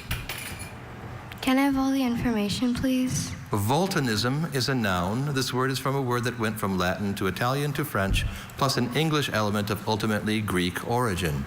Volcanism means the frequency or number of annual broods, as of insects. Rising temperatures can accelerate crop destruction by increasing the volcanism of pests. Can you repeat the word? Volcanism. Volcanism? Volcanism. Can you say the language of origin? This word is from a word that went from Latin to Italian to French, plus an English element of ultimately Greek origin. Can you repeat the word? Volcanism. Latin in the derivation may help with that connecting vowel Volcanism? where the schwa sound exists. Volcanism. Can you give me the language of origin? This word is from a word that went from Latin to Italian to French, plus an English element of ultimately Greek origin. But Latin, one of just Volcanism? 5 Can you please languages there. repeat? Volcanism. Volcanism? V-O-L-T-O-N-I-S-M. Volcanism? Volcanism is V-O-L-T-I-N-I-S-M. Thank you. Had she heard only Latin, Avishka, maybe that would have made it easier. You have made a fantastic impression at your very first B. Winning first prize in your district's creative writing competition shows just how gifted you are with words. Great job. Keep shining with your creativity and passion. Congratulations. Thank you. She's got one more year to come back. Well, so does Faison. He doesn't want to, though. He almost won it all last year. How are you, Faison? I'm good. How are you? You ready for this word? Sure. It's coming at you. Comprador. Comprador, can I have all the information? Comprador is a noun. This word is from Latin-derived Portuguese. Comprador means one held to be an agent of foreign domination or exploitation. Due to his fluency in both Mandarin and English, the comprador enabled the British traders to get excellent terms on Chinese tea, silk, and porcelain. Okay, comprador. Repeat all the information again? Comprador is the only pronunciation of this noun. This word is from Latin-derived Portuguese. It means one held to be an agent of foreign domination or exploitation. Due to his fluency in both Mandarin and English, the comprador enabled the British traders to get excellent terms on Chinese tea, silk, and porcelain. Okay, repeat the word again. Comprador. Are there any alternate pronunciations? There's just comprador. Does it come from the Latin com meaning together? Yes. Comprador. C-O-M-P-R-A-D-O-R. Comprador? That is correct. Thank you. Pick the right letter for that schwa. So Faison, who again got a perfect score on that test that established quarterfinalists. He's gunning for the finals for a second straight year. Here's Shreyansh, your word is neoteny. Neoteny. Could you give me all the information, please? Neoteny, also neoteny, is a noun. This word is from originally Greek elements. Neoteny means the retention of some larval or immature characters in adulthood. Various kinds of neoteny can be found in salamanders, such as axolotls, which can reproduce even though they retain larval characteristics. Neoteny, neoteny. Does this come from the Greek root neo, meaning new? Yes, it does. Neoteny. N-E-O-T-I-N-I. Neoteny. Neoteny is N-E-O-T-E-N-Y. Shreyansh, your time at the Bee has been truly impressive, and your remarkable knowledge, like your ability to name so many dinosaur species we hear, makes you stand out as an exceptional speller. Your curiosity and passion was shining brightly on stage. Congratulations. So 50 of our 57 semifinalists have made it to the microphone. We've had 34 move on. 16 now have heard the bell. Here's a look at who's moving on. If you see that B on your screen, Patrice, that means they're still in it. Vidula, Arnie, Isaac advancing to round 8. Also Faison, last year's runner-up. I'm just wondering, Patrice, have you heard any words yet that maybe you can work into a conversation later tonight or tomorrow? You know, my husband told me to put a few in my pocket to bring back home. But I'll tell you, I've been so amazed by everything going on. I can't say that I've held on to a word. I am holding on to all of the bright faces and the camaraderie that I see amongst the young people. Great observation. And, you know, some of those words are kind of too long to stick in your pocket anyway. They won't fit. Let's go back to the stage and our next speller. We still have 7 more in this first final round, the semifinal round 7 right now. And up next, Brihasa, her second time in Washington as a speller, also cheered on her older sister in this competition. Hi, Brihasa. Your word is ovascapt. Can I have all the information, please? Ovascapt is a noun. This word is from a French word formed from Latin and Greek parts. Ovascapt means a specialized organ for depositing eggs in a position suitable for their development that is frequent in insects and forms a boring apparatus with which a hole is made where one or more eggs may be placed. The parasitic wasp uses its ovascapt to lay eggs inside the tomato hornworm, which is good for the tomato farmer, but bad for the hornworm. Egg is a clue she'll recognize. Can you repeat the language of origin? This word is from a French word it's formed from Latin and Greek parts. Does it have the Latin root ovi, meaning eggs? Yes, it does. Does it have the Greek root scapula, meaning knife?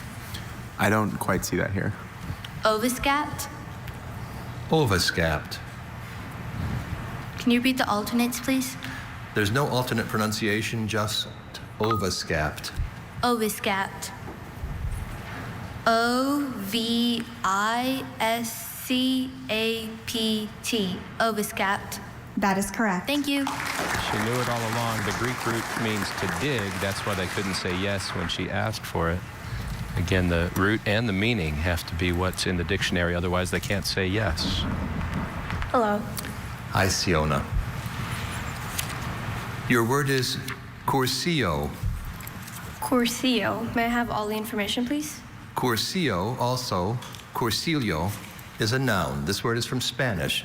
It means a movement in Roman Catholicism designed to deepen the spiritual life and bring about Christian involvement in daily activities through participation in a 3-day gathering, usually followed by weekly or monthly meetings.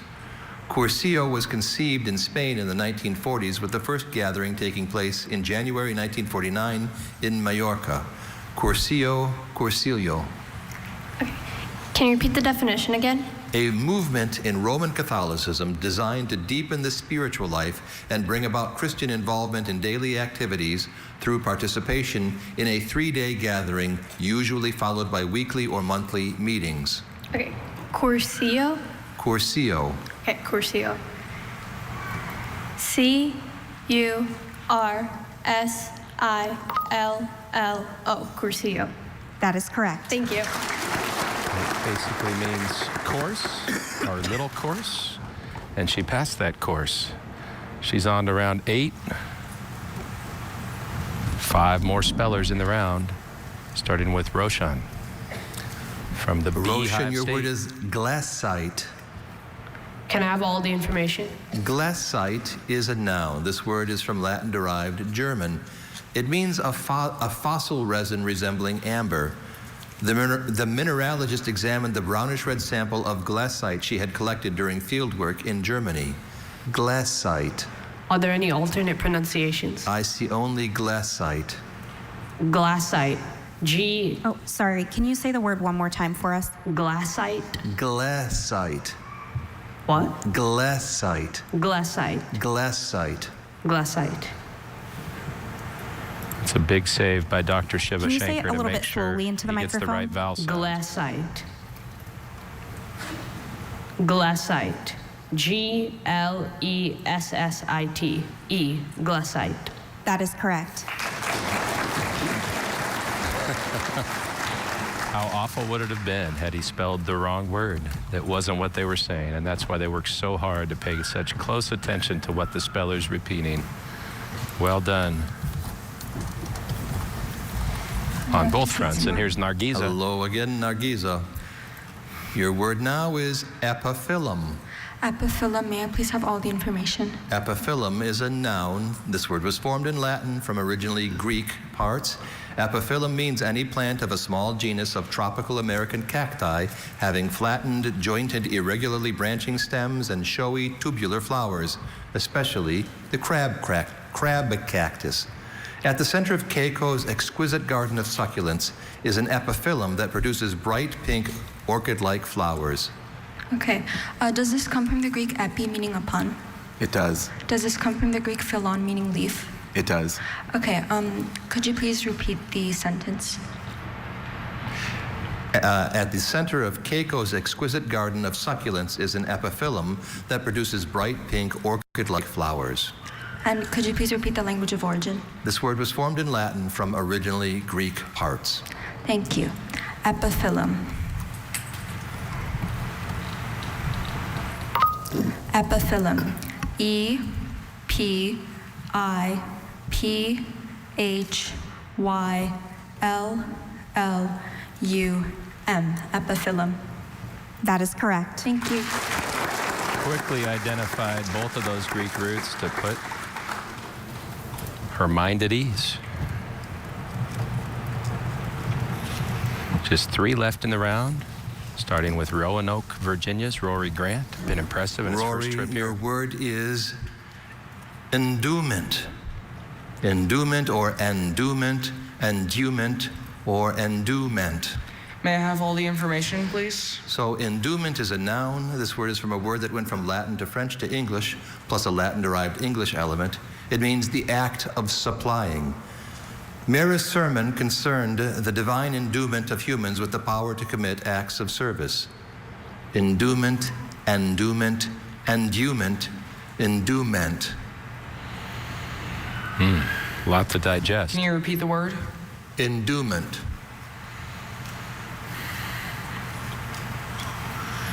The French element of this pedigree presents a lot of possibilities. E-N-D-O-U-M-E-N-T,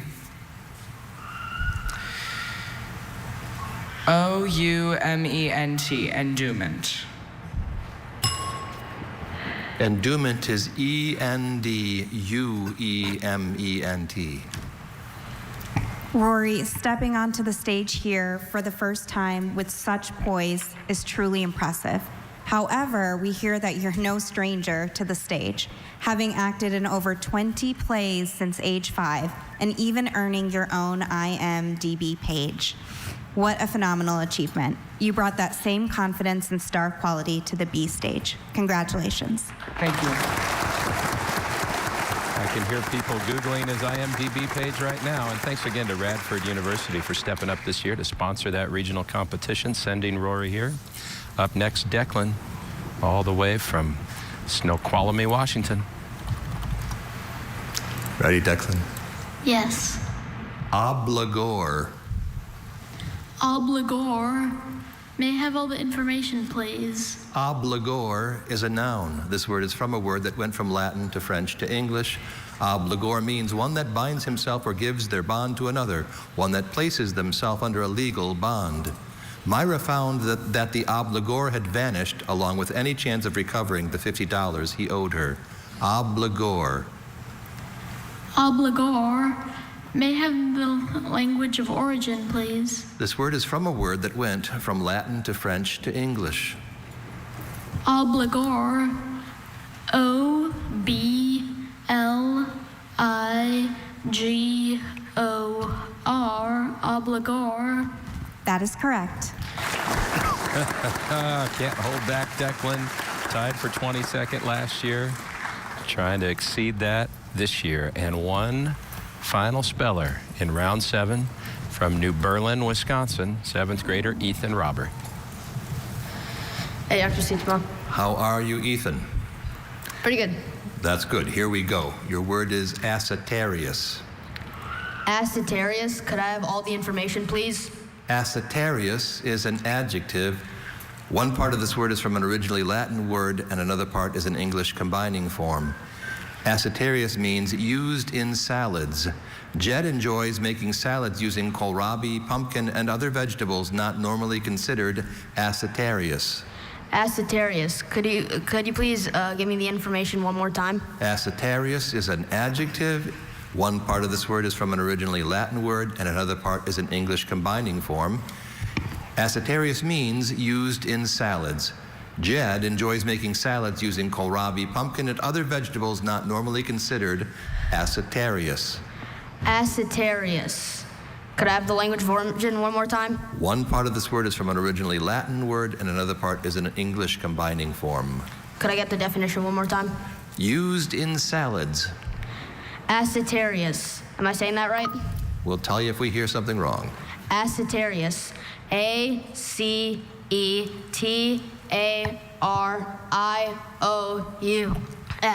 Acetarius.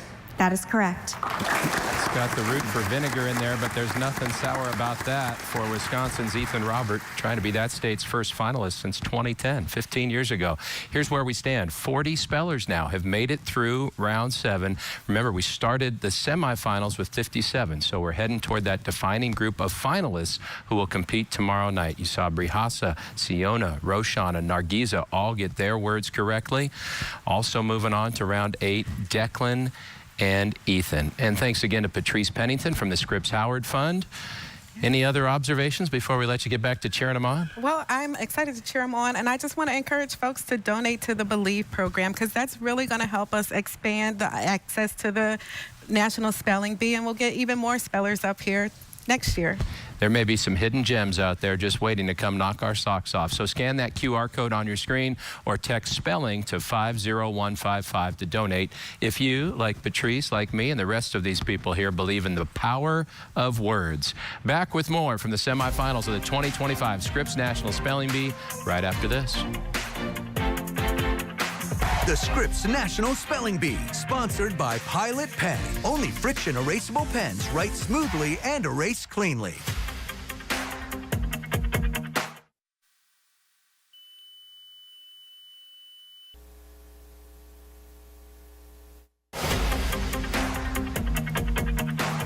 Welcome back to the 2025 Scripps National Spelling Bee presented by Walmart. Joining me at the desk is our sometimes co-host, sometimes pronouncer, all the time 2015 co-champion, Vanya Shivashankar, the first ever female pronouncer here, by the way. Vanya, do you notice when we get to this point in the competition, round 8 is going to be a vocab round, that the spellers put more pressure on themselves just because we're further along? And anything you would tell them now that they're the top 40 out of 11 million who started this competition somewhere? Of course. I mean, I totally understand where the spellers are right now. It's hard not to put that pressure on yourself, but I hope all of them just take a deep breath before we start this vocabulary round. They've made it so far already, and they're already all champions, and it's going to be fun. We're going to have a great time, and I hope they enjoy every moment they're at that microphone. And at least in the vocabulary round, if you don't know it, you can still guess right, because there are 3 options for each one. Exactly. And, you know, we've been showing you that QR code throughout the competition. You can scan that, or again, to text spelling right, S-P-E-L-L-I-N-G. Text that to 50155 and donate to that Believe program, the initiative launched this year thanks to the Scripps Howard Fund. It'll create free access to the Bee for all Teach for America/Title I schools. And with a generous matching grant from the Adam R. Scripps Foundation, your gift is going to be doubled. So that means if you give $100 in this 100th year of the Bee, your gift will double to $200, fully covering the enrollment cost of one school for the entire year in the Scripps National Spelling Bee. Pretty great. Never know how big a difference that you're going to make. So we're on to vocabulary, and we just talked about some of the pressure there, and it's multiple choice. So you're looking for something that you can rule out with the other definitions, or zero in on the one that makes the most sense. How do you handle that? Exactly. So when I was competing, Paul, we didn't have this portion of the competition, but if I were one of the spellers, that would be exactly what I do. Look for any root words in the word. Look for anything that may be able to hint me to what definition it could be, and I'm sure they're going to do great. There was vocabulary where you were in it. You just didn't have all these people watching you. Exactly. I got to do it in the comfort of a written test, so people didn't have to see me not getting it right. But I don't think you guys want to see me doing that vocabulary round. They're much better than me, so. And the pronouncers, like you earlier, are there to put them at ease and make them comfortable. So let's quit talking about it and watch it. On to round 8, the word meaning round, 3 multiple choice options. And once again, Isha gets to start us off, 7th grader from Chandler, Arizona. Hi, Isha. Hi, Dr. Bailey. Okay, here we go. Munger. A munger is a trough in which feed is placed for animals to eat. B, a person engaged in the sale of a product.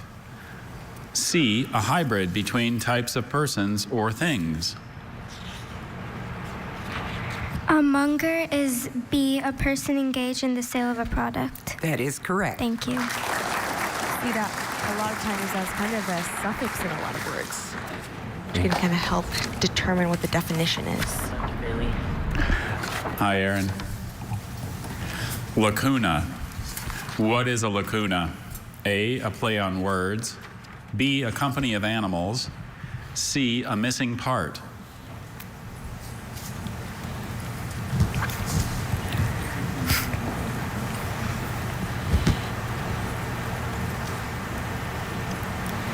Lacuna is A, a play on words. I'm sorry, Aaron. A lacuna is C, a missing part.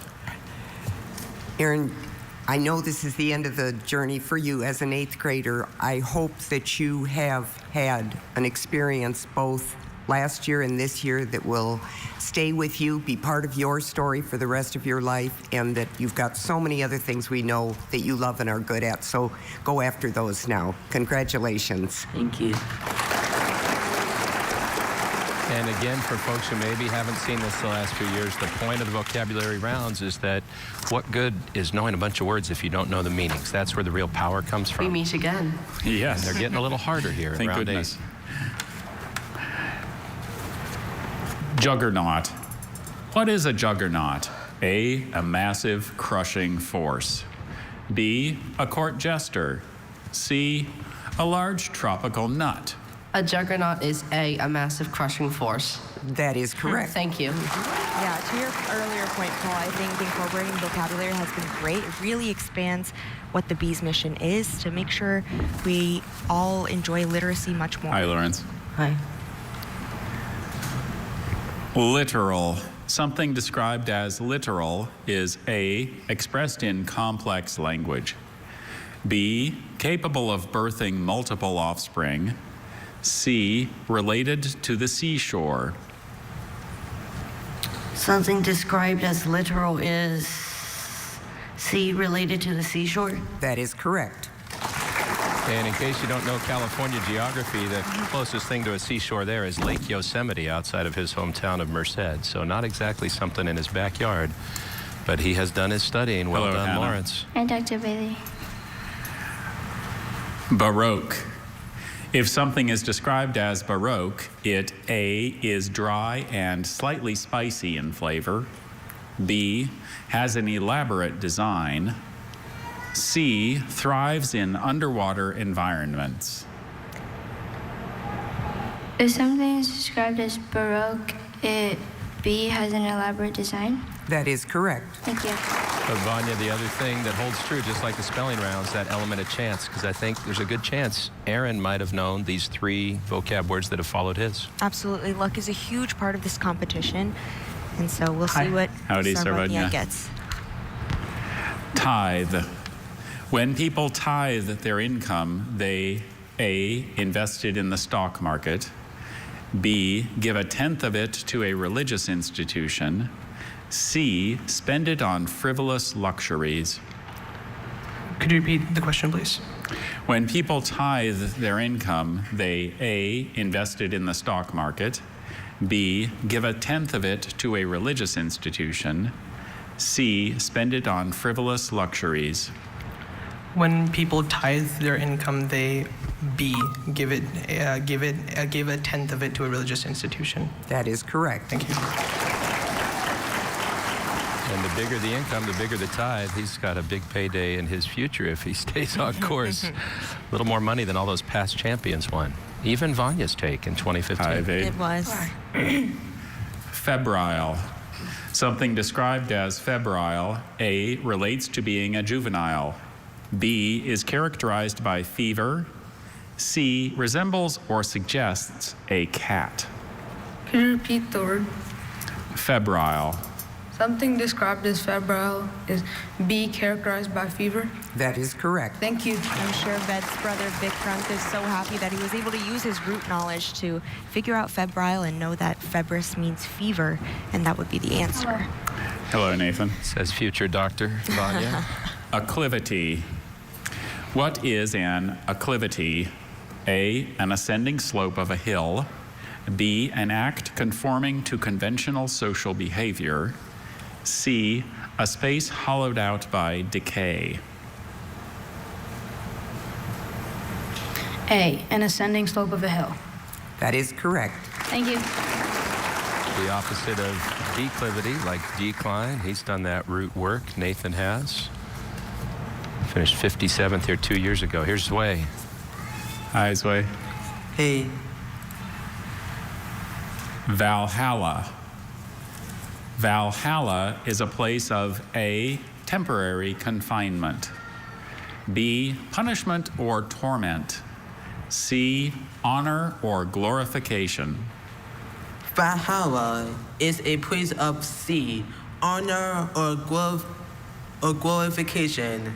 That is correct. I love watching him take a minute to think about it, but he gets it every single time. You can always see those wheels turning with him. Amazing. I'm sure Zaila's so proud. Yeah, she's already in the Speller's Hi, Valhalla. Nicasio. Hi, Dr. Bailey. Blithesome. Another word for blithesome is A, flexible. B, cheery. C, oppressive.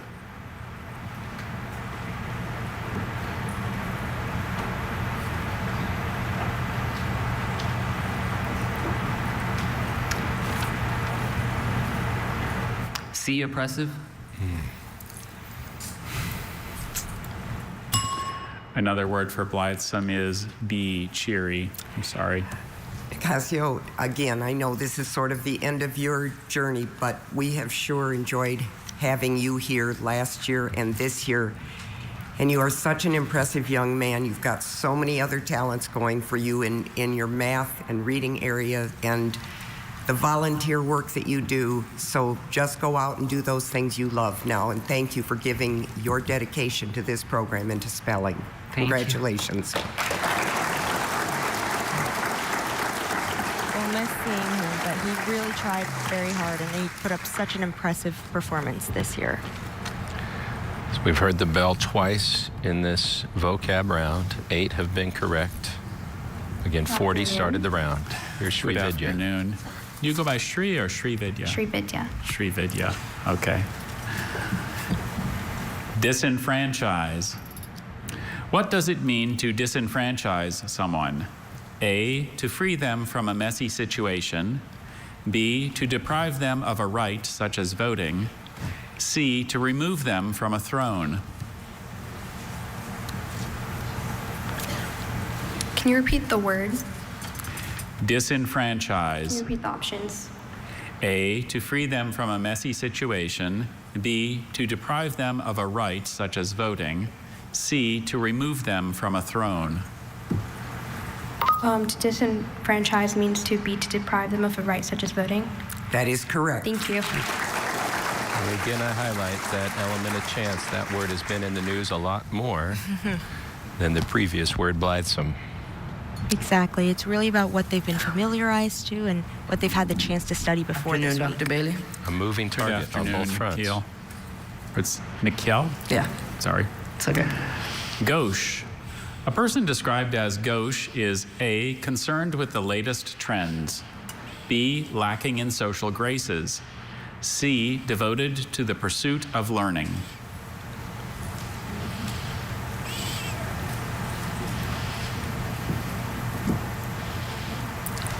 A person described as gauche is B, lacking in social graces. That is correct. Thank you. Vanya, I'm sure that's a word you studied how to spell. Exactly. I remember the French rules, how to put it together, but knowing the meaning is another level, and Nikhil really showed that today. That was awesome. So here's Sarv. Hi. Diminuendo. What is a diminuendo? A, an indirect suggestion of something rude. B, a gradual decrease in loudness. C, an entertaining or amusing distraction. Could you repeat the word one more time? Diminuendo. Diminuendo is B, a gradual decrease in loudness. That is correct. Thank you. Another example of a word that if you're exposed to music, you're a musician, you would know that off the top of your head, but if not, maybe you would have to study it. And so many of these spellers are musical in some fashion. Hello again. Hello, yeah. Basilisk. What is a basilisk? A mythological reptile with poisonous breath that can kill with a single glance. B, an ointment composed of rosin, yellow wax, and herbs. C, an oblong building ending in a semicircular altar. Can you repeat the question? What is a basilisk? A mythological reptile with poisonous breath that can kill with a single glance. B, an ointment composed of rosin, yellow wax, and herbs. C, an oblong building ending in a semicircular altar. A basilisk is C, an oblong building ending in a semicircular altar? A basilisk is a mythological reptile with poisonous breath that can kill with a single glance. Okay. Yeah, you've endeared yourself to everyone here, both last year and this year, with your passion, and just knowing how many other wonderful areas of your life that you're involved in. Hopefully, we're going to see you back another year, but until then, hopefully, yes. But until then, you just pursue all those other things that you're interested in. Thank you. Congratulations. Great showing by Yaya. And Vanya, I can't help but wonder that here in the home of the world's most famous obelisk, the Washington Monument, maybe that was at the forefront of his mind? Exactly. I know it's a lot of things that maybe you've seen recently or whatnot that could trip you up in this round, but definitely doesn't take away from any of their accomplishment of making it this far to the Scripps National Spelling Bee. So before we go to break, let's check the numbers now. We've had 14 spellers in this round of vocabulary. 11 of them have been correct. 3 now have heard the bell. So much more to come as we continue with the 2025 Scripps National Spelling Bee semifinals right after this. The Scripps National Spelling Bee, sponsored by Haribo. New Haribo Star Mix Gummies. Everyone has a favorite.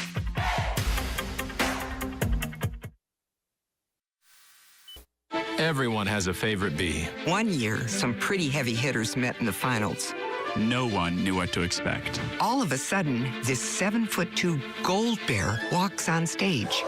You could have heard a gummy drop, and that's impossible. Taste buds weren't the only thing with something to cheer about that day. We changed the rules after that. Stay tuned to the Scripps National Spelling Bee semifinals, sponsored by Haribo. New Haribo Star Mix Gummies. Everyone has a favorite.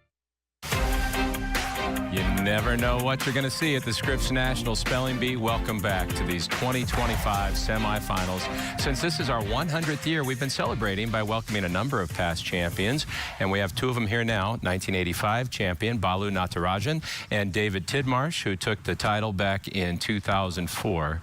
So neither one of you had to deal with what these spellers are up against right now. 30 seconds, not a lot of time, multiple choice, vocabulary. Have you been playing along? How you doing?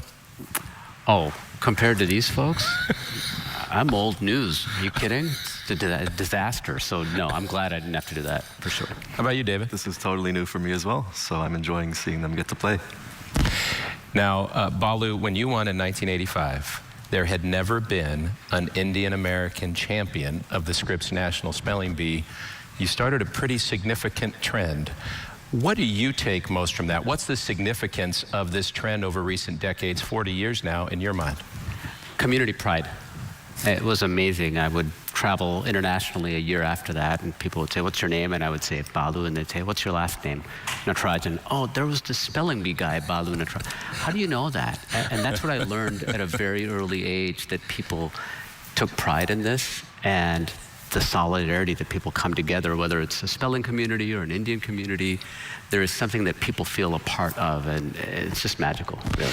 And you've seen your sons compete. Yes. Is that a little different than being up there yourself? I'd much rather be on stage in front of the lights than where I sat watching them. That's really challenging. And David, for you, I know it's your first time back in a while, and It's that's been a while, yeah. Your title is old enough to buy an alcoholic beverage now. It's 21, right? 2004. Not that we're endorsing that, but 2004 was when you won it all. What's the biggest difference you see now that you've been re-entering the B world? Honestly, I don't think I can answer that because it's as the same as it ever has been. It's impressive how much it really has remained constant. It's just kid against dictionary. That's the idea. It's the same conceit that I did 20, okay, well, we're not going to mention that. But yes, it's, the kids they come and go, the words come and go, but ultimately it's the same thing. And that's fantastic to come back here after so long and see that. Well, so glad to have you back and all the former champions who are here for the 100th year. And we're going to watch together. If you guys see something that's noteworthy, feel free to speak up. Let's see how they do playing along with our spellers here in the vocabulary round. We're going to get back continuing with round 8. Still a long way to go. We started this round with 40 competitors still in the competition. And one of them's from the Bluegrass State. That's Zachary Rara from Louisville. Hi, Zachary. 14-year-old 8th grader. Fusillade. A fusillade is A, number of shots fired simultaneously. B, the central body portion of an airplane. C, a fireproof cabinet that houses switches. A number of shots fired simultaneously. That is correct. Thank you.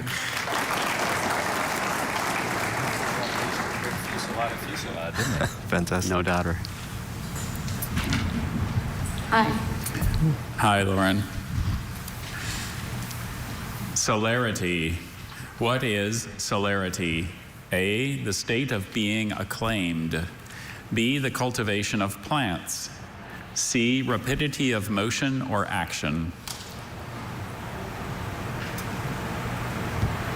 C, rapidity of motion or action. That is correct. Thank you.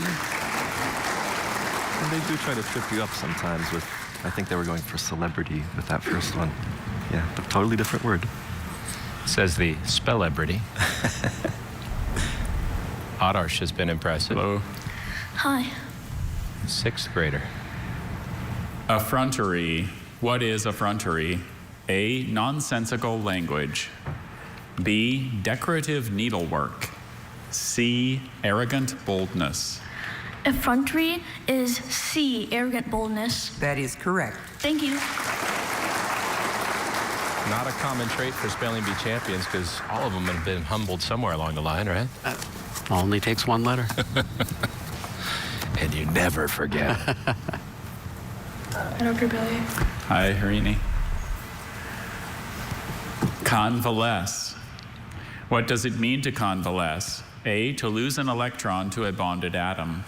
B, to get well gradually after being sick. C, to stick together or cohere. B, to get well gradually after being sick. That is correct. Thank you. So far, so good. Saw her brother Nafneeth, an outstanding competitor here as well. Ishan. Hi, Dr. Bailey. Hi, Ishan. Endogenous. If something is described as endogenous, it A, responds favorably to treatment. B, originates from within the body. C, lives on another organism. Endogenous. Can you repeat all the answer choices one more time? A, responds favorably to treatment. B, originates from within the body. C, lives on another organism. If something is described as endogenous, it, B, originates from within the body. That is correct. Thank you. That's where that root word knowledge comes in handy. Exactly. Endo, within. A lot of medical applications. Hi, Brian. So comfortable Hi. for me, for sure. Meandrous. Something described as meandrous is A, winding and rambling. B, self-partnered or solitary. C, sticky to the touch. Something described as meandrous is A, winding and rambling. That is correct. Thank you. Clearly that was familiar. If you know the word meander, yeah. Howdy, Something Dr. this Billy. broadcast might do. Howdy, today. Jay. You never know. Can't guarantee it. Here's Jay. Juvenescence. What is another word for juvenescence? A, jocularity. B, youthfulness. C, commotion. Another word for juvenescence is B, youthfulness. That is correct. Thank you. The personification of juvenescence. 10-year-olds. Jay Nyack, keeping New York City's hopes alive. Hey, Dr. Bailey. Hey, Holden. Tetralogy. What is a tetralogy? A series of 4 connected works. B, a speech given at a funeral. C, one of the 12 divisions of the zodiac. Could you repeat the word? Tetralogy. Another root clue here, guys? Absolutely. Yes.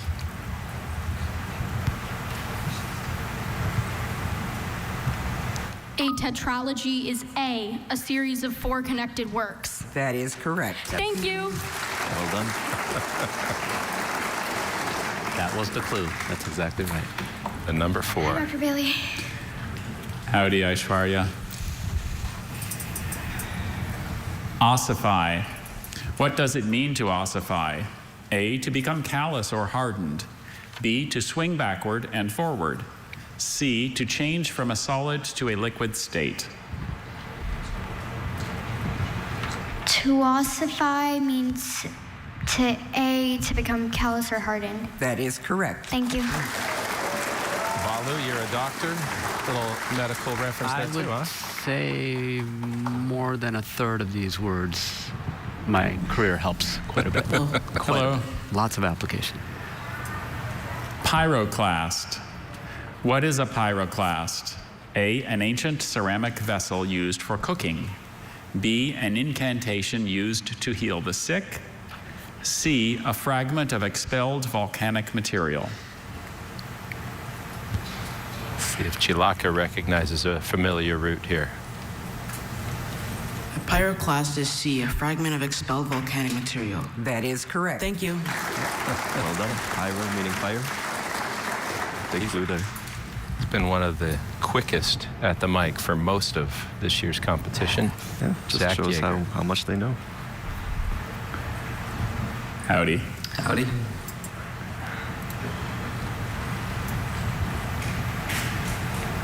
Inveigle. What does it mean to inveigle someone? A, to sentence them to punishment.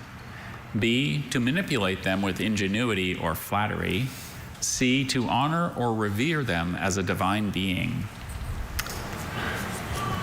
To inveigle someone means A, to sentence them to punishment.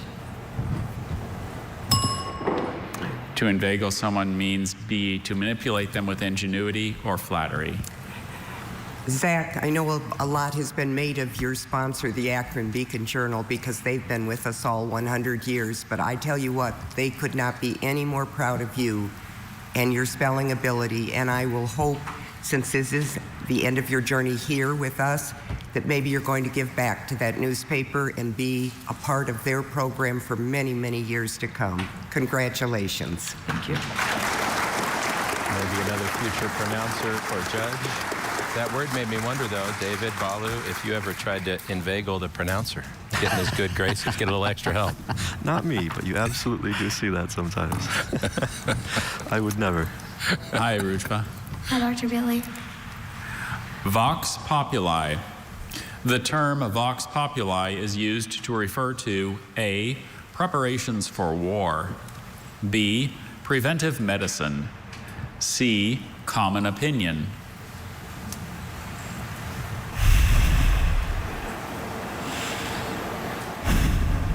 Root The knowledge term again. vox populi is used to refer to C, common opinion. That is correct.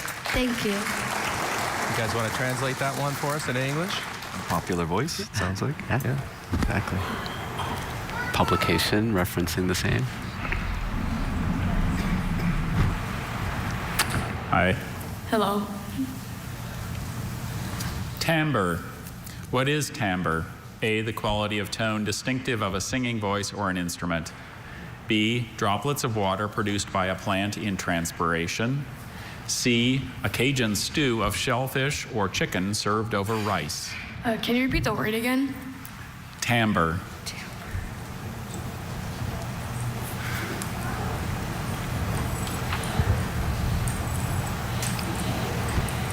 Timbre is A, the quality of tone distinctive of a singing voice or an instrument. That is correct. Thank you. Well done. It sure is. So now 23 have gotten correct in this vocab round. 4 have heard the bell. We're getting closer to find out who's going to make the finals of the 2025 Scripps National Spelling Bee. Balu, David, one question before I leave, because David, I know you've spent a lot of time in Argentina. Balu, you've been the champion for 40 years. Most unique place you've been recognized for your role in spelling bee lore? What do you got, David? The airport. My friends in Argentina have Googled me and figured out they don't really understand because it's not so much a Spanish thing. It's kind of a weird thing we do in the English language, but, you know, they appreciate it all the same. The language is unique. It is. Balu, how about you? I love that. Thai restaurant in Honolulu in 2021. A group of Indian Americans talking about the spelling bee and suddenly recognizing that I'm in the table right behind them. So. Did they pay for your dinner? No. I might have paid for theirs, I'm not sure. Wow. So on behalf of them, mahalo nui loa to Balu and to David. And we're going to be right back with more after this. It's the semifinals of the 2025 Scripps National Spelling Bee. Stick around. The Scripps National Spelling Bee, sponsored by Chipotle. Real food made with just 53 easy-to-spell ingredients. We're going to continue with the super fast vocabulary round, which is all about word meanings. And joining us now from the pronouncer's perch, he's everywhere, head associate pronouncer Dr. Brian Sietsema. What is it that keeps you coming back year after year after year? I just love to see the kids indulging their curiosity and the way that they study and prepare themselves and all the different subject matter that they learn about as they're preparing the words that they want to learn for the bee. And we see them ask you a lot of questions, and it looks like you really want to be able to tell them yes, and sometimes the answer's not there for you. Oh, I do want to say yes. Yeah, I have to keep myself back from sometimes saying yes when they're so close, but it's not quite right. And so then we have to say, yeah, you're on the right track, but I'd like to give them that bravo that comes from saying a firm yes. Well, it's a tough job. He's one of the people that does it. Let's see who else is doing it now as we go back to the competition in round 8, vocabulary. Again, we've had 23 correct so far, 4 incorrect. That means we have 13 left to spell in round 8. Let's get back to it. This is Vital Krishnamurthy from Portland, Oregon. Howdy. Hello, Dr. Bailey. Magniloquent. A person described as magniloquent, A, is extremely generous with money. B, uses bombastic, high-flown language. C, has enormous physical strength. A person described as magniloquent, B, uses bombastic, high-flown language. That is correct. Makes me wonder, Dr. Sietsema, as we see Dr. Jacques Bailey reading the clues now. I've got a question for Dr. Sietsema after this competitor. Hi. Akshaj. Hello. Arborescent. If something is arborescent, it A, glows with a colorful display. B, lacks style or utility. C, resembles a tree. Can you repeat the word? Arborescent. Can you repeat the choices as well? A, glows with a colorful display. B, lacks style or utility. C, resembles a tree. If something is arborescent, it C, resembles a tree. That is correct. He recognized the root, no pun intended. But Dr. Sietsema, does some of the creativity of the incorrect answers ever cause you to almost chuckle while you're reading it? Oh, absolutely. In fact, when we're Hi, reading John. through, Hello. we sometimes do have a good laugh. Samaritan. A person described as a Samaritan is A, compassionate and eager to help. B, shy and easily frightened. C, unlikable or irksome. A, compassionate and eager to help. That is correct. That kind of goes to your other role as a Greek Orthodox minister, doesn't it? That's right. That word comes from the parable of the Good Samaritan. In which the minister was not the hero. The minister was not the hero. Often is not in those stories, no. Sorry to rub it in. Thanks. Latitudinarian. Someone described as a latitudinarian, A, engages in warfare or conflict with civilians. B, does not insist on strict enforcement of standards or norms. C, is somehow related to a governor or to government. B, does not insist on strict enforcement of standards or norms. That is correct. Thank you. I guess if this competition were run by latitudinarians, we'd never have a champion, would we? We would not, no. We need some pretty strict people to keep things on track.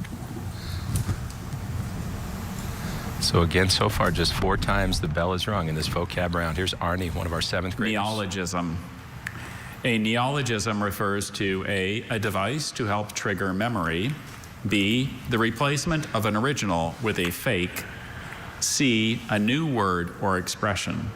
C, a new word or expression. That is correct. Thank you. This may take some time to contemplate, Dr. Sietsema, but can you think of your favorite neologism since you started working at the Bee? Oh, that's going to take some time to think about. I've seen so many of them.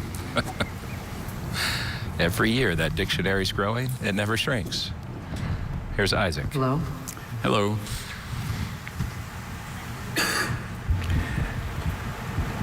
Scimitar. What is a scimitar? A sword with a curved blade. B, a mythological monster that is half man and half bull. C, a tall, slender tower with multiple balconies. A sword with a curved blade. That is correct. Thank you. Might have been doing some reading in addition to studying. I was going to say, this is one where general world knowledge stands you in good stead and not just roots always. Last year's runner-up, Faison. Howdy. How are you? I'm good. How are you? Doing okay. That's good. Sidereal. Something described as sidereal relates to A, annotations of text. B, stars or constellations. C, single-celled life forms. Something described as sidereal relates to B, stars or constellations. That is correct. Thank you. I'm just speculating, but I don't know if he gets that without all the years he spent studying, because that's not a very common one. No, not unless you know astronomy. That's not a common word at all. Hello. Hi, Brihasa.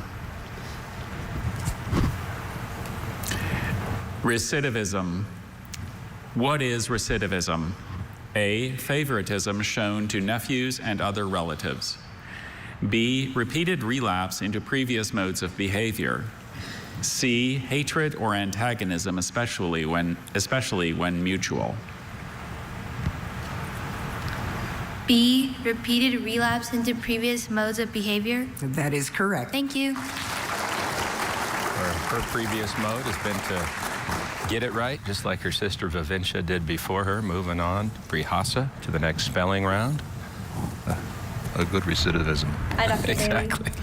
Better use that word. Howdy. There's Siona. How are you, Siona? Doing well. How about you? Good. Egalitarian. A person described as egalitarian, A, is opposed to technological change. B, uses both hands with ease. C, believes that all persons are equal. A person described as egalitarian, C, believes that all persons are equal. That is correct. Thank you. 4 more to go in round 8, and then we're done with vocabulary for the semifinals. So pleased to see these semifinalists know their vocabulary as well as their spelling. Yeah, greater percentage than the spelling rounds. Hi, so Roshan. Hello. Frangible. Something described as frangible is capable of A, mutual substitution, B, being broken, C, being defended. A, mutual substitution. Something described as frangible is capable of B, being broken. Roshan, you've made quite an impression on everybody during this first year, and I'm going to say to you what I say to some others. I'm guessing we'll probably see you back next year, But in the meantime, when you're studying spelling, I hope maybe you made a history video. Maybe you'll make a video on your experience here at the B, because it's been an amazing one. Congratulations. Thank you. Lehigh, Utah's Roshan Kaushik. Hope we do see him one more time in 2026.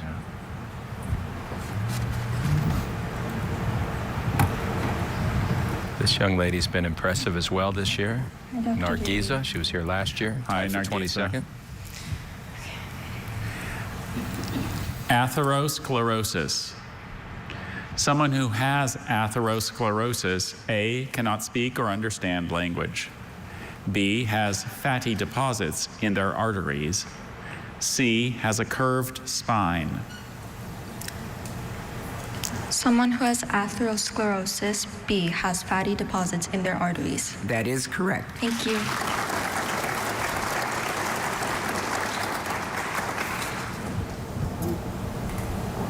So 2 more in round 8.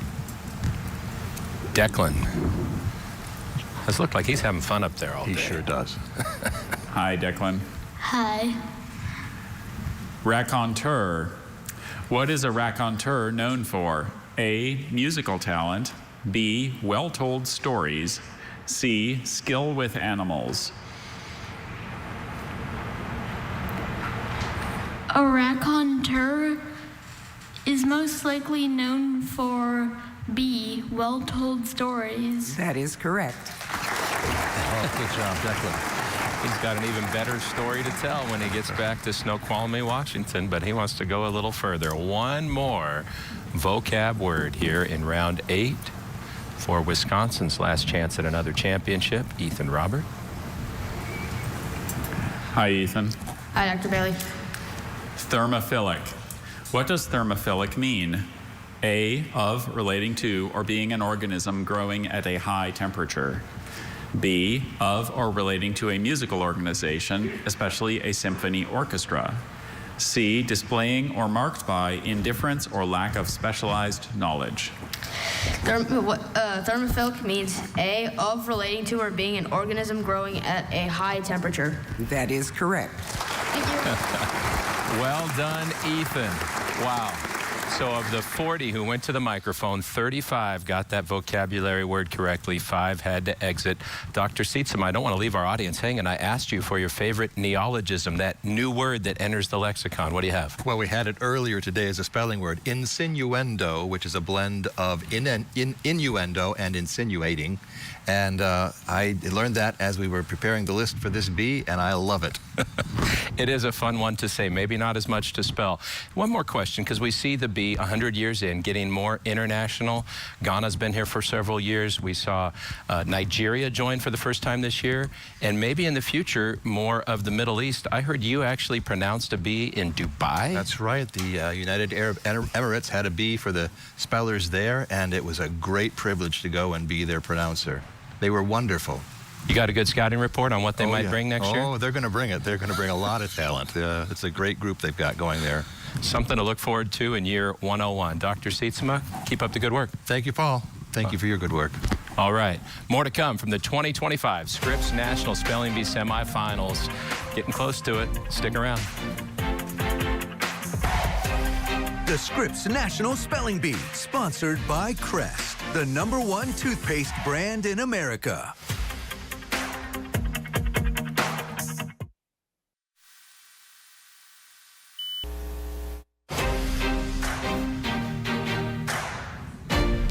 Hello again from the semifinals of the 2025 Scripps National Spelling Bee. Joining us now is a master of the word. Some people call him Mr. Dictionary. He's editor of the Merriam-Webster Dictionary and a spelling bee judge, a trumpeter, a French expert, one of my favorite feeds on X, Peter Sokolowski. Welcome again, Peter. How long have you been coming here now? Since 2008 was my first time, and my role has grown with every year. I started just to give the award from Merriam-Webster, and slowly grew into a lecture and some consulting, the word panel, and now judge.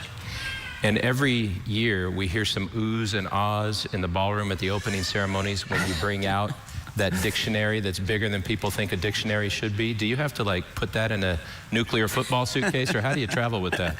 I'm happy to say that Scripps travels with that. I donated that to Scripps so that I wouldn't have to carry it. It weighs about 18 pounds. It's, I think, the largest mass-produced book in American publishing history, the so-called Webster's Second, the big unabridged edition of the 1930s. Well, there are a lot of words. How many words are in that dictionary? 600,000 words.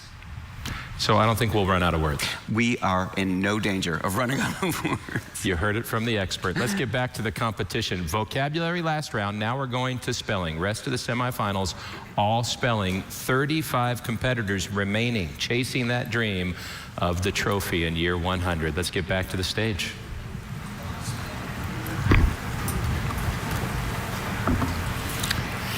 Isha's done an amazing job of leading us off each round. Isha? Doing good. Okay, you are doing very well. Anthrorufin. Anthrorufin.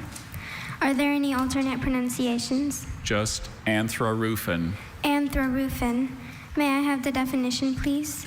Anthrorufin is a yellow crystalline compound used in dye manufacture. Anthrorufin. Anthrorufin. May I have the language of origin, please? It's from a Greek-derived French element, a Latin element, and a Greek and Latin-derived element. Anthrorufin. So I can check. May I have the part of speech, please? Noun. Can you repeat the word, please? Anthrorufin. Anthrorufin. Are there any alternate pronunciations? Just the one. Anthrorufin. Anthrorufin. Schwa May in I the have the middle. definition, please? A yellow crystalline compound used in dye manufacture. Anthrorufin. Anthrorufin. Can you pronounce it one more time? Anthrorufin. Anthrorufin. A-N-T-H-R-A-R-U-F-I-N. Anthrorufin. That is correct. You know, with those Greek elements, you might have guessed a PH for the F sound, and that is a trap for a good etymologist. Or even an O, right? That's right. As the connecting vowel. Absolutely, with a schwa. Hi, Oliver. This word has a homonym. The word is eolite. Eolite is a gas discharge glow lamp which is used in optical sound recording, and the luminous intensity of which can be varied by altering the terminal voltage. Okay. Eolite. Eolite. Could I have the etymology, please?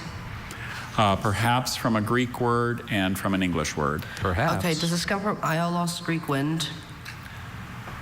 I don't see that given here. Does this come from Aiolos, Greek god of wind? I don't see that given here. Okay, does this come from light English, something that you use to light things? Indeed it does. Okay, thank you. Eolite? Eolite, that's the only pronunciation, right? That's right, eolite. Eolite, okay. A-E-O-L-I-G-H-T, eolite.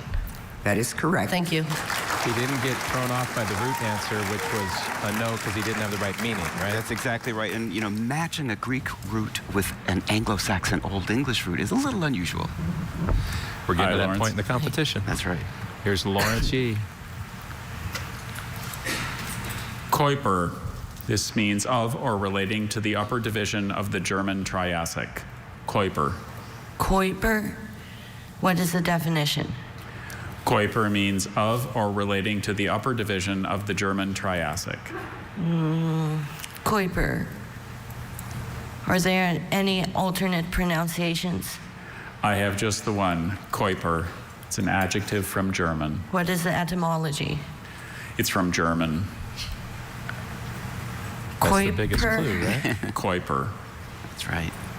K.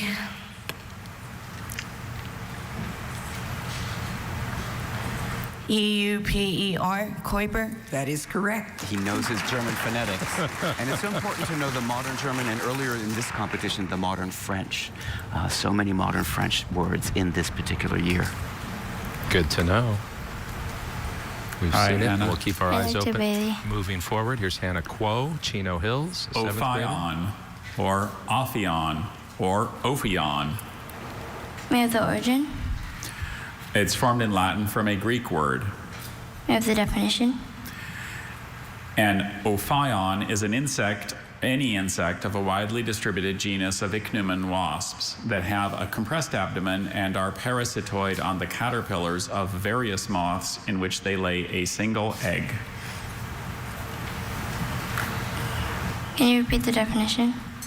Any insect of a widely distributed genus of ichneumon wasps that have a compressed abdomen and are parasitoid on the caterpillars of various moths in which they lay a single egg. Can you repeat the word? Ophion, ophion, ophion. O-P-H.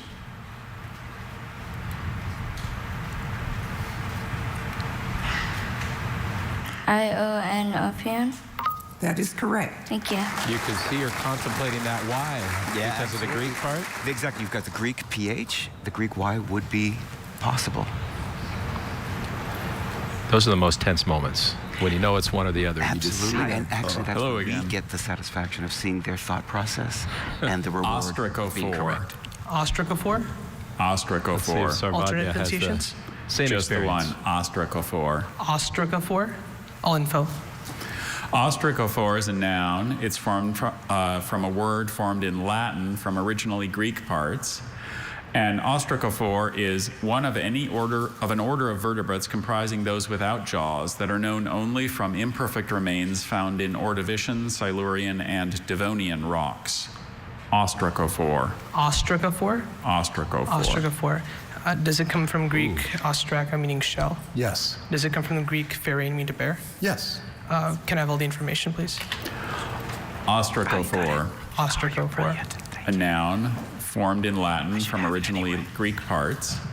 And ostracophore is one of an order of vertebrates comprising those without jaws that are known only from imperfect remains found in Ordovician, Silurian, and Devonian rocks. The paleontologist identified the fossil of the armored fish as the remains of an ostracophore. Could you repeat the word one more time? Ostracophore. It's a noun, right? Yes, it is. Ostracophore. Ostracophore. O-S-T-R-A-C-O-P-H-O-R-E. Ostracophore. That is correct. Peter, we've all seen a lot of spellers over the years, but Sarvanya so far in this competition has impressed me as the kind of competitor who can go all the way. This is a no-nonsense B this year, it seems to me. They're back to basics, just concentrating on the spelling, no showing off. I like it. Ved. Amalaka. Amalaka. May I have the definition, please? Amalaka is a bulbous or melon-like ornament terminating the shikaras of medieval Indian temples. Are there any alternate pronunciations? There's just the one, Amalaka. May I have all the information, please?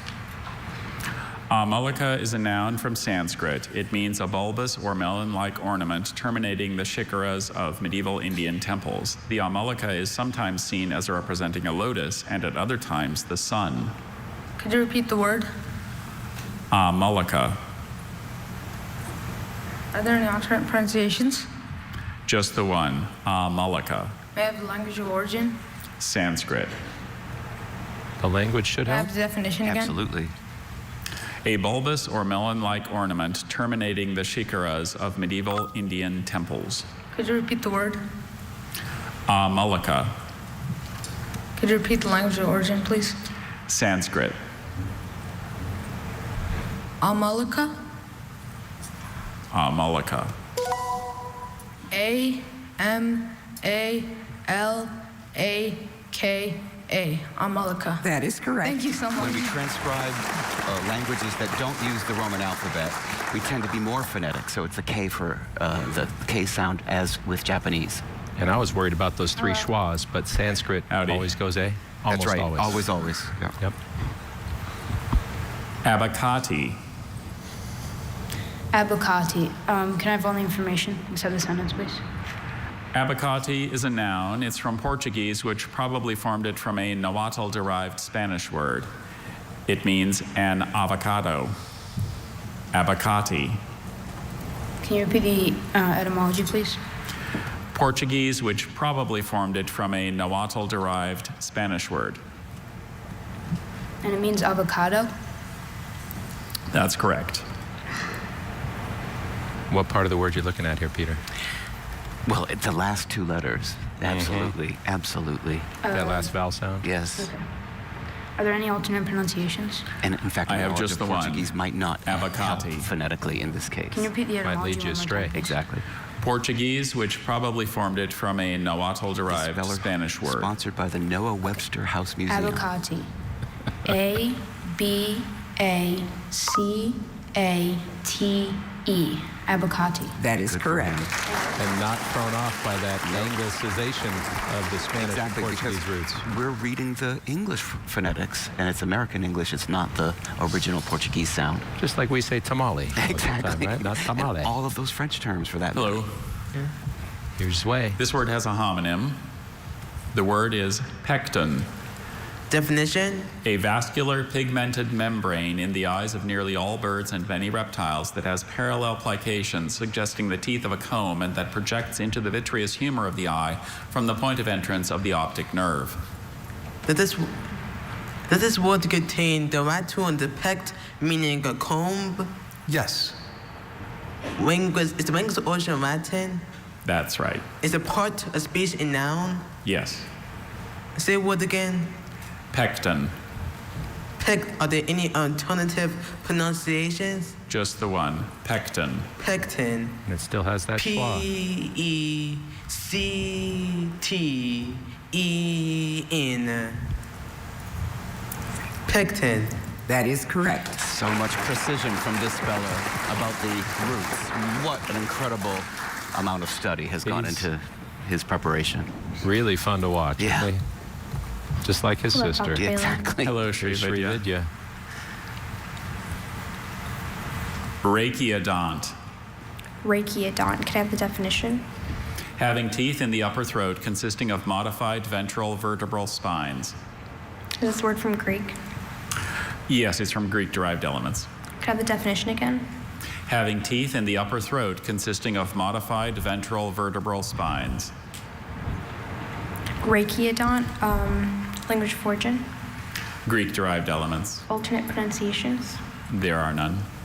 Can I have all the info except sentence?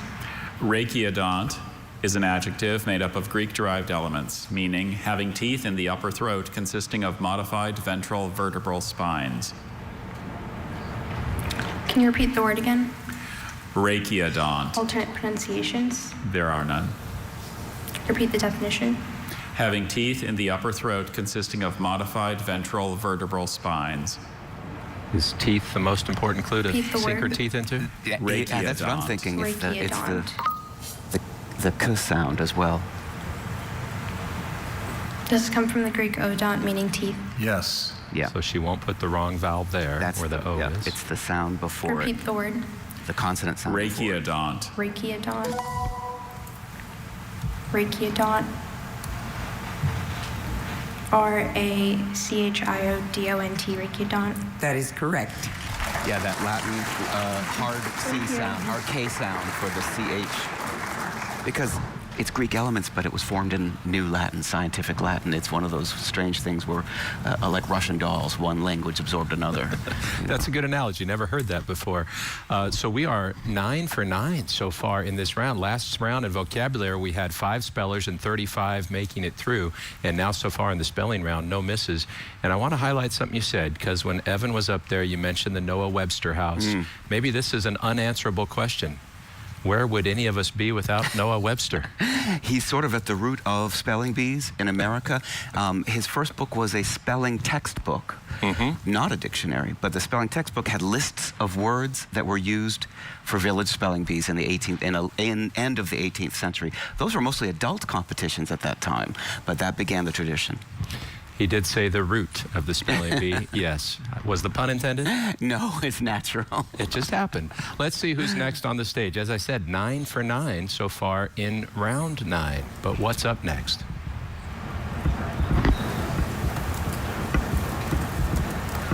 It's a 7th grader from Coral Gables. That's Nikhil Shah. Salutations.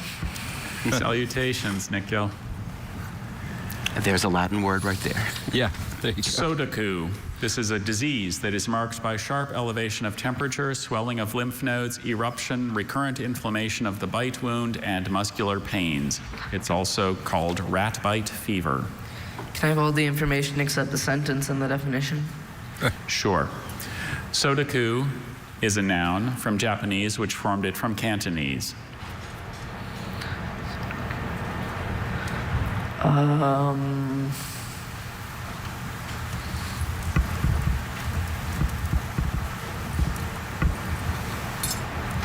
Could you repeat the word?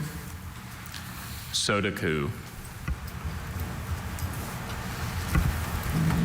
Okay. Sodaku. S-O-D-A-K-U.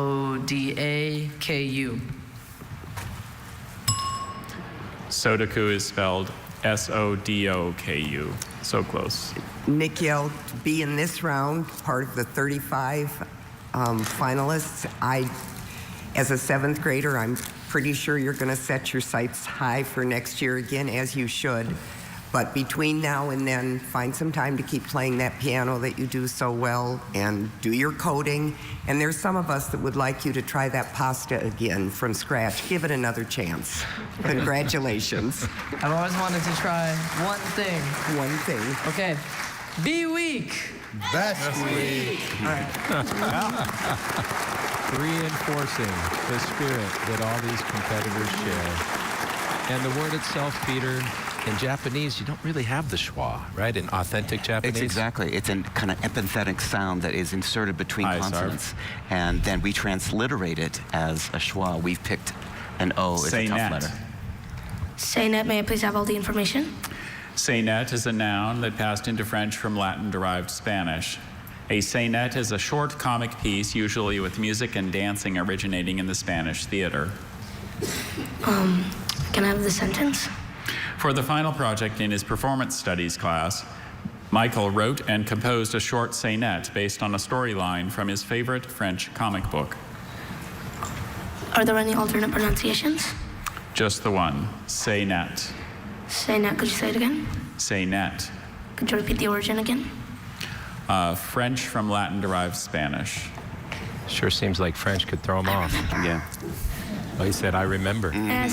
Saynet. S-A-Y-N-E-T-E. Saynet. That is correct. Thank you. Good thinking, studied it, because if you hadn't, you'd probably put another T. Exactly. It's the double T with the E for the diminutive feminine ending in French is very confusing because phonetically there's no difference. I'm glad he told us he remembered, and then he demonstrated he remembered. Here's Hi, Zachary Rara, 8th grader. Katupa. Can you give me all the information? Katupa is a noun from a Latin word, probably of Malay origin. A katupa is any of the various fish-eating owls of 2 Old World genera. It's also called a fish owl. Katupa. Can you repeat the language of origin? It's from a Latin word of probably Malay origin.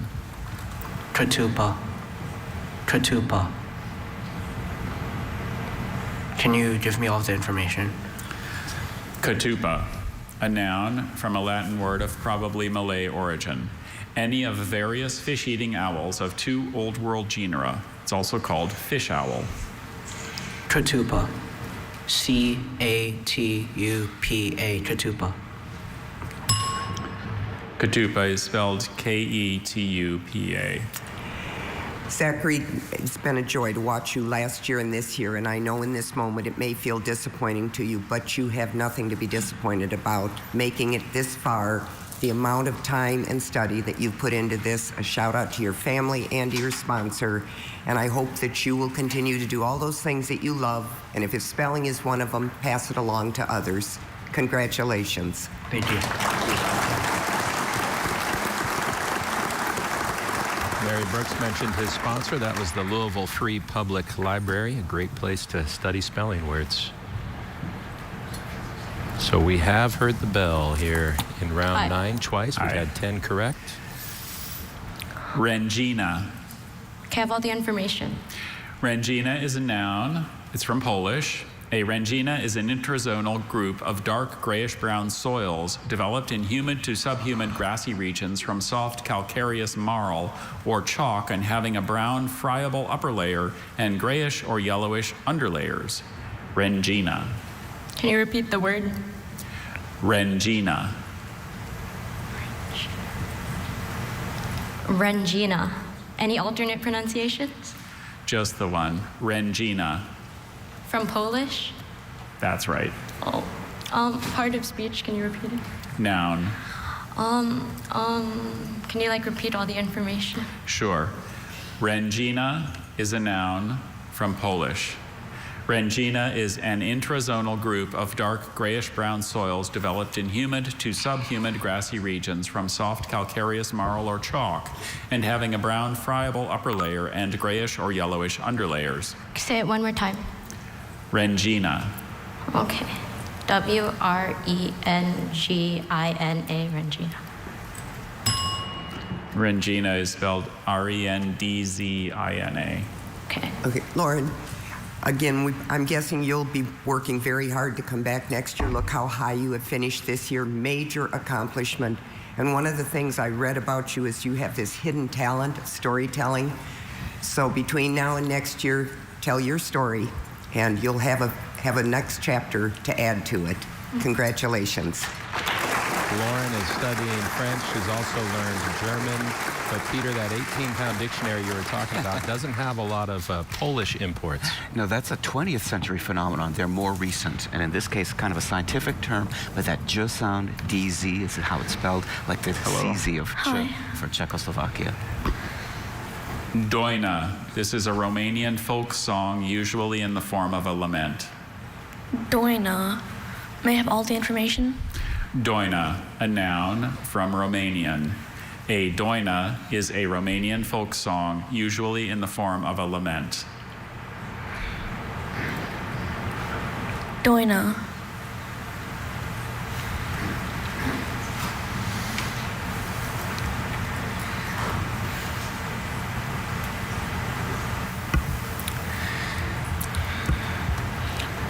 Nothing to help him here except familiarity, right? Doina. Romanian borrowing, not many. There's just the one, doina. Doina.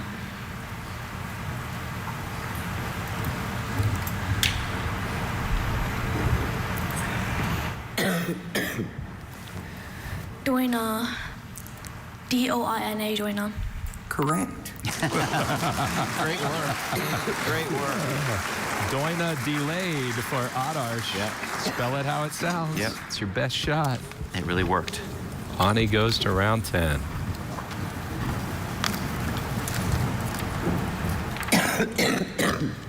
Here comes Harini. Hi, Harini. Onegite or onagite. Onagite. Can I have the part of speech? Sure. Onegite is a noun. Onagite. Can I have the definition? A pale amethyst gemstone penetrated by needles of an iron hydrogen oxide. Onagite. Can I have the language of origin? It's formed in German from a Russian geographical name and a German element.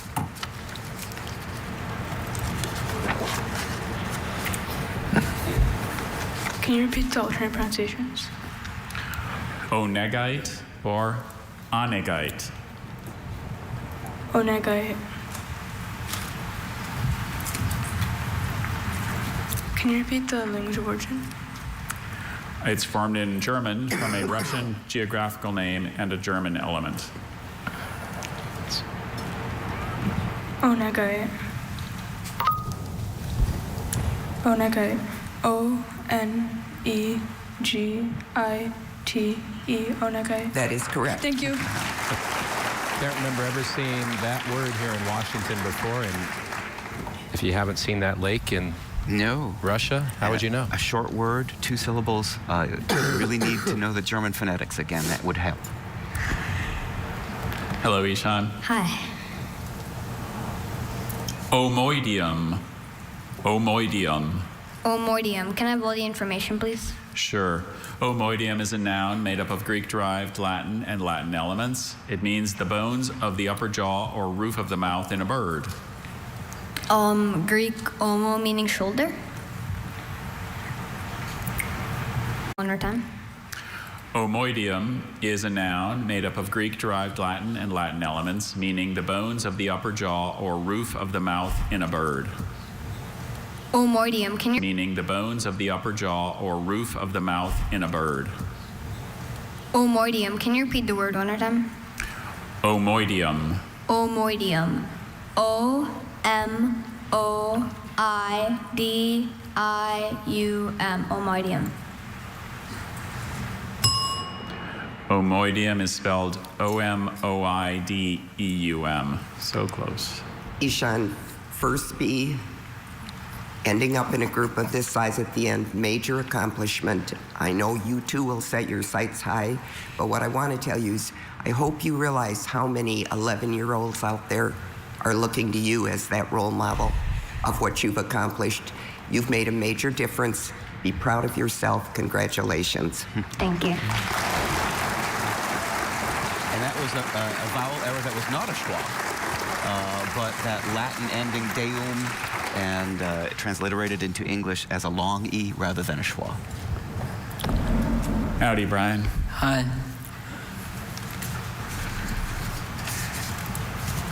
Antipascha, or Antipascha. This is the first Sunday after Easter.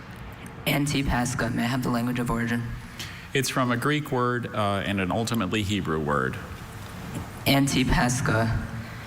Does this come from the Greek anti, meaning against? You're on the right track. Okay. Can you repeat both pronunciations?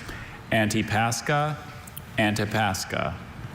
Antipascha. May I have the definition again?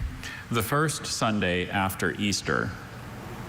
Okay, Antipascha. Can you repeat all the information?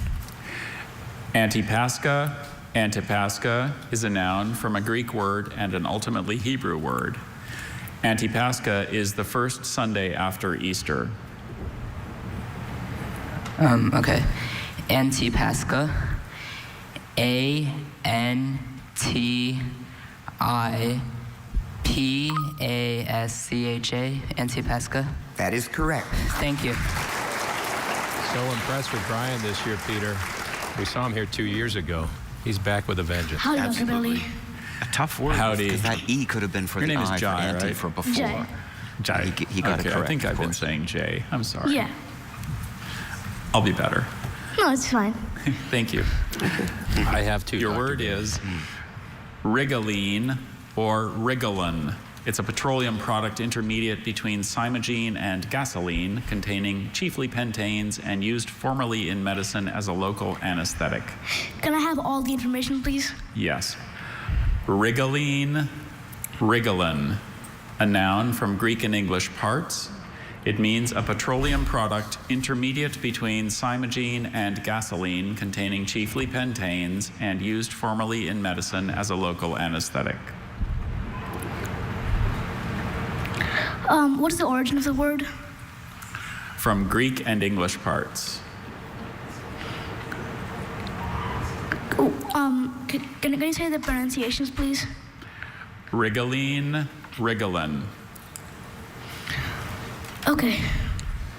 Here goes. Rigaline. R-I-G-E-L-I-N-E. Rigaline. I'm sorry, rigaline is spelled R-H-I-G-O-L-E-N-E. Thank you. But Jai, same thing I'm going to say to you, how high you finished last year and look where you finished this year.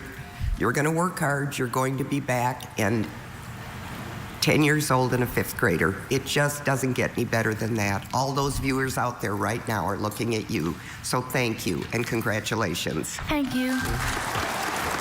We will remember that name, Jai Nayak, who is our youngest remaining competitor.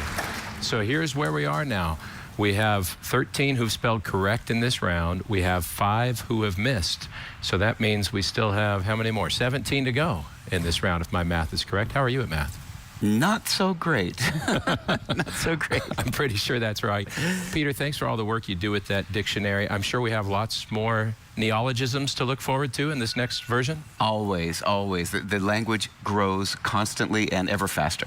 Thanks for helping us learn. Peter Sokolowski from Merriam-Webster. We're going to be right back after this. The semifinals of the 2025 Scripps National Spelling Bee presented by Walmart. The Scripps National Spelling Bee, presented by Walmart. Get your prescription delivered in as fast as an hour with Walmart Express Delivery. Calling all fans. Are you ready?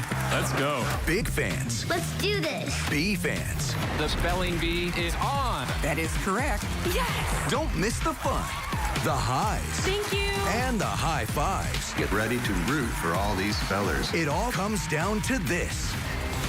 Stay tuned to find out who will be this year's Scripps National Spelling Bee finalists. Presented by Walmart. Get your prescription delivered in as fast as an hour with Walmart Express Delivery.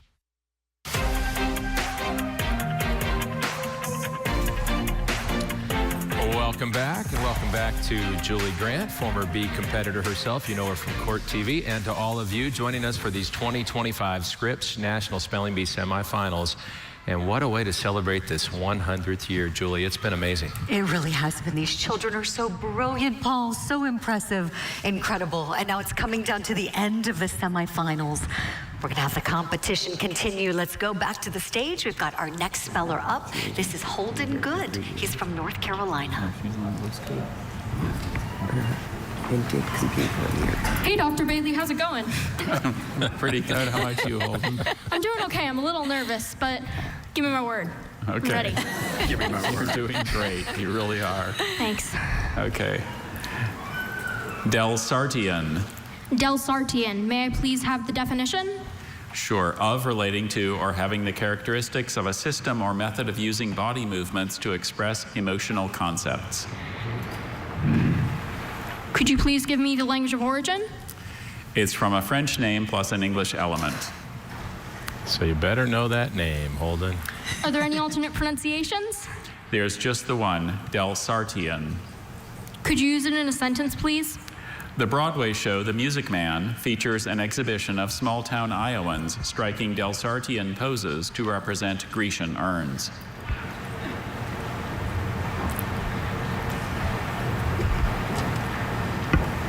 Could you repeat the definition?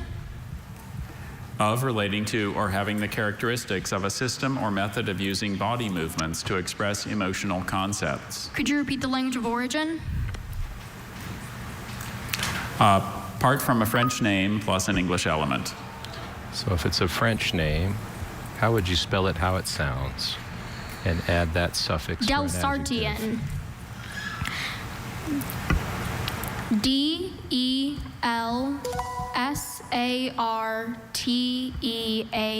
Delsartian. Delsartian is spelled D-E-L-S-A-R-T-I-A-N. Holden, I taught drama for a lot of years, and I know talent when I see it, and you've got it. But I want to congratulate you on your spelling talent today because you showed your personality. You have another year of eligibility. We loved having you keep going after those things you love. Thank you so much. Very good job by Mr. Goodell.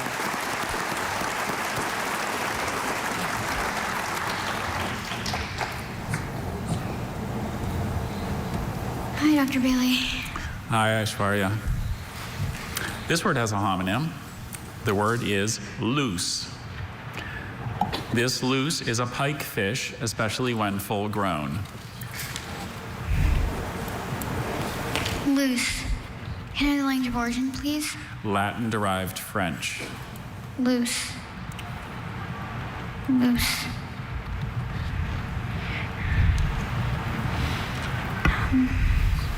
She made it this far last year, tied for 22nd. She knows one way not to spell it because of the homonym. How else can you form that sound? Can you repeat the definition, please?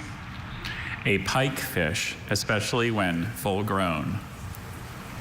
Are there any alternate pronunciations? Just the one, loose. Loose. Loose. Loose. Can you repeat the word, please? Loose. Loose. Loose. L-U-C-E. Loose. That is correct. Thank you. Thank you so much. Shwarya is precious. Oh, look at her family. So proud of her. Priceless moment. Here comes Chilaka from Minot, North Dakota. Been all business at the mic all day long. Quindisim. Can you give me all the information, please? Sure. Quindisim is a noun. It came from Latin. It is the 15th, or in modern reckoning, 14th day after a church festival. Can you repeat the word? Quindisim. Quindisim? Quindisim. Quindisim? Quindisim. Are there any alternate pronunciations? Just the one. Quindisim. Quindisim. The clue is in the definition here. His Greek and Latin roots have been strong throughout the competition. So he can decipher this if he picked up. This come from Latin quin meaning 5.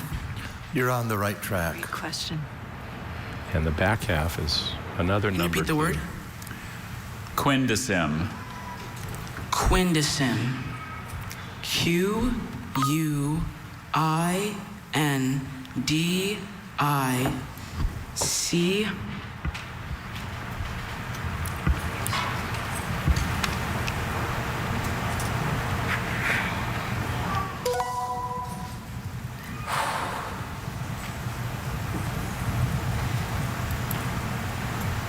I am Quindisim. So close. Quindisim is Q-U-I-N-D-E-C-I-M. Chilaka, it's said that the only impossible journey is the one that you never begin. We are so glad that you began this spelling journey. This is your first B. We will look forward to seeing you back again next year. Congratulations for your high finish in this competition. He had gotten the answer to his root question about 5. 10 was the second half of that word, another root. If he had recognized it, he would have gotten the E, and I think he realized it after the I came out of his mouth. Yeah. Right, Paul. Riemannian or Riemannian. Riemannian. Can I have all the information?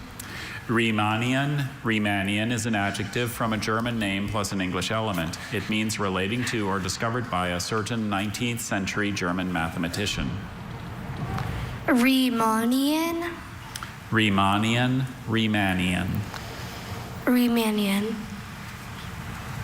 Seems to be the Can I have eponym the round. origin? It's from a German name plus an English element. Eponyms are those words that come from someone's name, and one of those pronunciations was more traditionally German than the other, which may make her help her make a important decision here on single or double consonant in this word. Riemannian. R-E-M-A-H-N-I-A-N. Riemannian. Riemannian is spelled R-I-E-M-A-N-N-I-A-N. Rujva, you've started very young in this process. This is your first B, so there's a lot ahead of you. And I was glad to read that you're a bibliophile and you're buried in books. And I hope you have time this summer to do that. And all those new words you're going to learn to come back another year. Congratulations. Rujva will be back, I have no doubt, Paul. I am sure WCPO excellent Scripps Station Cincinnati would be glad to sponsor her again like they did this year. She had a tough competition to get here, I know that. Hi. Here's Hello. Columbus's Avinav. Marilyn. Marilyn, can I have a definition? A Marilyn is any of several European ducks, especially a female or immature male goldeneye. Marilyn, can I have a part of speech? Noun. And meta language of origin? It's from French, which formed it from probably Berber-derived Latin. Are there any alternate pronunciations? No, just the one, Marilyn. Marilyn. Does it come from the French mare meaning sea? I don't see that given here. That would give him a wrong vowel. Can you for that repeat the first definition syllable, again? So I hope he doesn't stick Any to of that. several European ducks, especially a female or immature male goldeneye. Marillin. Can you repeat the word again? Marillin. And can I have the origin again? It's from French, which formed it from probably Berber-derived Latin. Marillin. Marillin. And you said there's no alternate pronunciations? That's correct. It's just Marillin. Can you just repeat it one more time? Sure. Marillin. Marillin. A more French pronunciation may help him. This is a really Marillin. tricky one. M-E-R-I-L-L-I-N.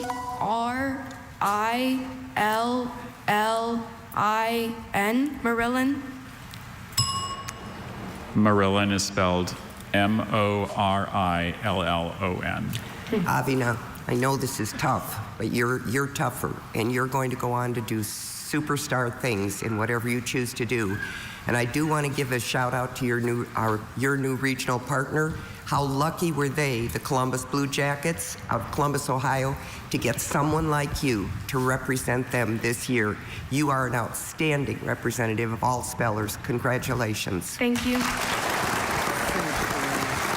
Mary Brooks said is so true. He's making the Buckeye State proud. So we've heard the bell 9 times now in this round. 14 correct spellers. Gimbard. Another dozen to go. Or Gambard. Gambard? Gimbard or Gambard. May I have all the information? Certainly. Gimbard, Gambard, is a noun. It passed into French probably from Provençal, which formed it from an ultimately Greek word. A gimbard is a small lyre-shaped instrument placed between the teeth and played by twanging an elastic metal tongue whose tone is modified by changing the size and shape of the mouth cavity. The gimbard is a European version of a musical instrument that is thousands of years old and has been found all over Asia. Gimbard? Gimbard, Gambard. Gimbard. G-I-M-B-A-R-D.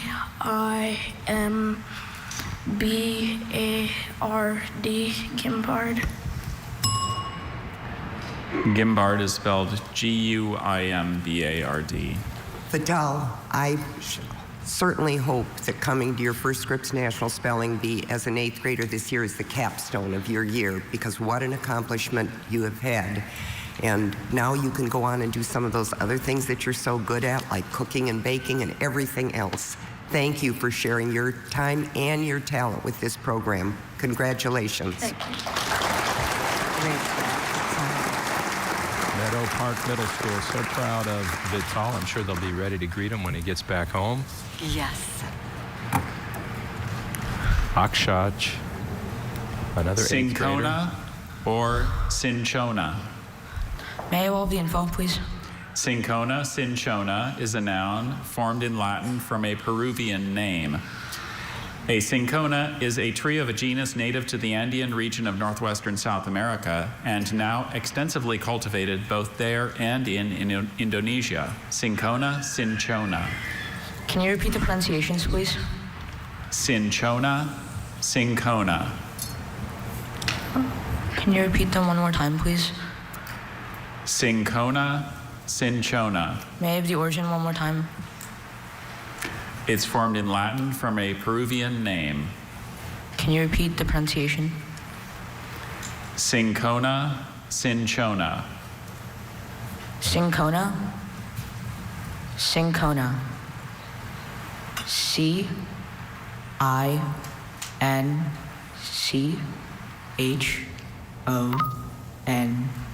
Cinchona. That is correct. Thank you. Another eponym that couldn't trip up Akshaj. Wow. So now 15 correct spellings in this round. That was impressive, Paul. Hi, John. Hi. Cheney. This is a woolen fabric in use during the 17th and 18th centuries. Cheney. Can I get the origin? Certainly. Cheney is a noun from, probably from Persian. Are there any alternate pronunciations? Just the one, Cheney. Can I get a sentence, please? Mrs. Camlet was able to order Cheney from the historic fabric section of a home decorating website. Cheney. C-H-A-I-N-E-E.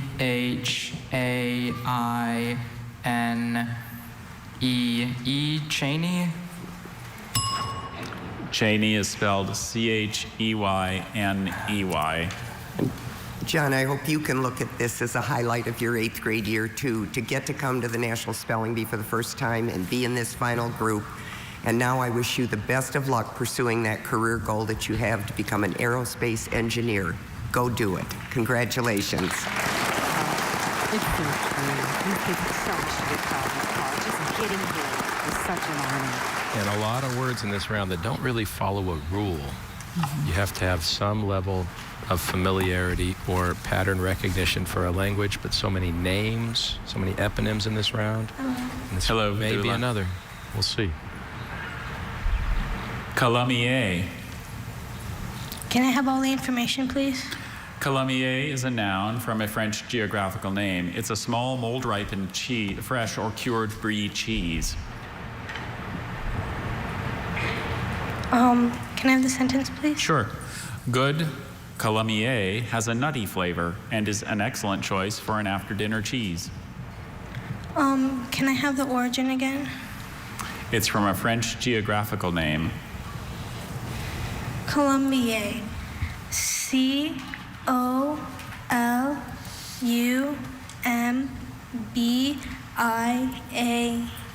Colombier. Calamier is spelled C-O-U-L-O-M-M-I-E-R-S. Vidula, we're impressed with your spelling, but I have to tell you I was even more impressed when I read that you are passionate about helping others. That speaks volumes about you as a person. And we will look forward to having you back. This was your first year and you're in the 7th grade. But in the meantime, do just that. Congratulations. Thank you. Not too many 7th graders know every small town in central France, which is what that would have required to get that right. Hope to see her back next year, trying to become Tennessee's first finalist in over 20 years. Here's Amarillo's Arnie Peratt. Tatpurusha, or Tatpurusha. May I have all of the information, please? Tatpurusha is a noun from Sanskrit. A Tatpurusha is a class of compound words having as first constituent a noun or noun stem that modifies the second constituent by standing in the relation to it of possessor, as in sheepskin, or any of numerous other relations. The noun bookcase is an example of a Tatpurusha. Are there any alternate pronunciations? There's Tatpurusha and Tatpurusha. Tatpurusha. T-A-T-P-U-R-A-S-H-A.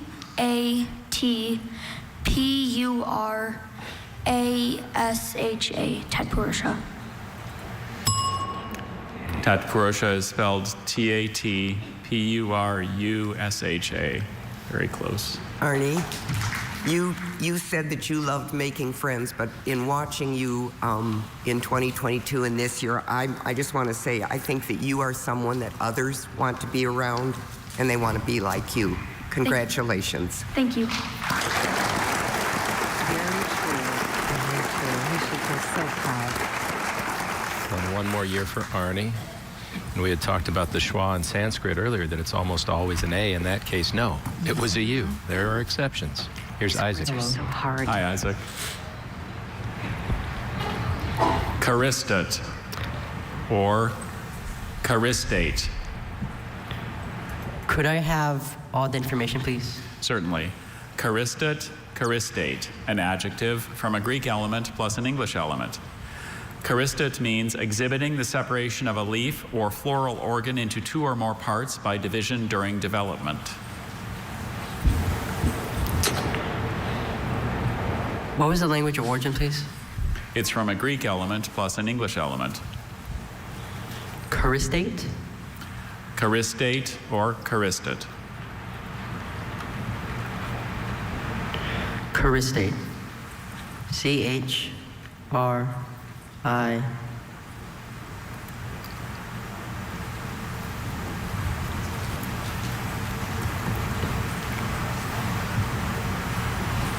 S-T-A-T-E, Charistate. Charistate is spelled C-H-O-R-I-S-T-A-T-E. Isaac, don't let anybody tell you that you can't come into the Scripps National Spelling Bee for the first time as an 8th grader and not do extremely well, because you are proof of what can happen when you set your mind to something. I hope this week has been a pure joy for you and that you can take away all of the goodness of it and go forth and do all the things that you love to do. Congratulations. Thank you. So this highly difficult round has been the toughest yet. About a 50-50 proposition right now. 15 correct, 14 have heard the bell. These words are incredibly challenging, Paul. Hi. Ayapana. Ayapana, is this Sanskrit? Well, no, it's originally from a Tupi word, which South America, and passed from Portuguese to Spanish. Okay, repeat the word. Ayapana. Repeat all the information. Ayapana is a noun from a Tupi word that passed from Portuguese to Spanish. And ayapana is a low-spreading herbaceous Brazilian shrub whose long, narrow leaves are used to make a mildly stimulating decoction resembling tea. All right, are there any alternate pronunciations? Just the one. Ayapana. Ayapana. A-Y-A-P-A-N-A. Ayapana. That is correct. Thank you. And at first glance, it looks like a Sanskrit word with all the A's there. So understandable why Faison, last year's runner-up, would go there. And he wasn't thrown by that unexpected answer. Hello. 5 more. Hi, Rihasa. This word has a homonym. The word is bait. This bait means subject to a penalty for failure to fulfill one's contract. It's used in certain card games. It's an adjective. Can I have all the information? Sure. Bait is an adjective. It's from French, which took it from a Latin word. Bait means subject to a penalty for failure to fulfill one's contract. It's used in certain card games. Denard went bait for taking just a single club, so his points were awarded to the winner of the hand. Bait. Can you repeat the language of origin, please? French, which took it from a Latin word. This may recognize the sound from other French words with Bait. a similar pattern. B-E-T-E, bait. That is correct. Thank you. Beautiful job by Rihasa.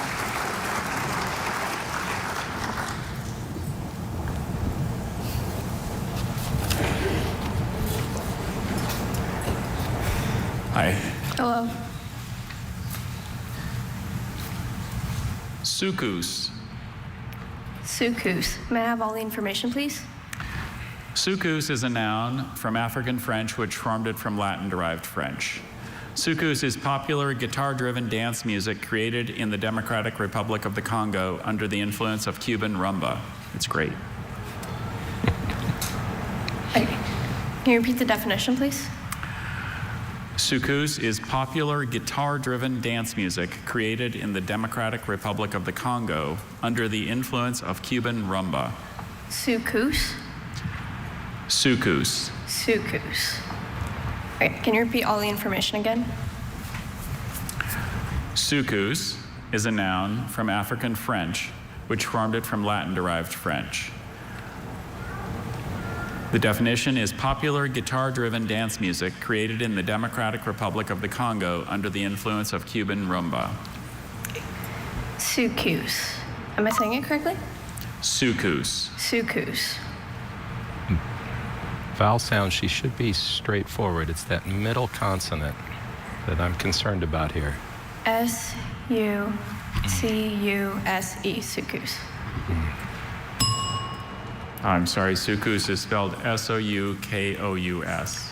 Sienna, you represent one of our other new regional partners, Basis Ed Texas and Basis Texas Charter Schools in San Antonio. And they were very fortunate to have you be their representative this year. Your previous experience served you well, and a high finish this year and one more year of eligibility. We wish you the best of luck and congratulations. Thank you. OU is that French combination for ou. She's gotten other words with that in the past. That was tricky. They're all bad in this round. Boy. This is a tough round, Paul. 3 more to go. Oof. Starting with another returner, Nargiza. Hi again, Dr. Bailey. Hello again, Nargiza. Shiken. Shiken, may I please have all the information? Shiken is a noun from Japanese. A shiken is a chief executive officer and later a virtual regent under the Japanese shoguns during the period from 1192 to 1333. During the Kamakura period of Japanese history, 14 members of the Hoso clan served as shiken. Okay, Shiken, could you please repeat the part of speech? Noun. Okay, could you please repeat the definition? A chief executive officer and later a virtual regent under the Japanese shoguns during the period from 1192 to 1333. Okay, and could you please repeat the sentence? During the Kamakura period of Japanese history, 14 members of the Hoso clan served as shiken. Thank you. Okay, shiken. Single or double consonant in the middle. Shiken. S-H-I-K-K-E-N,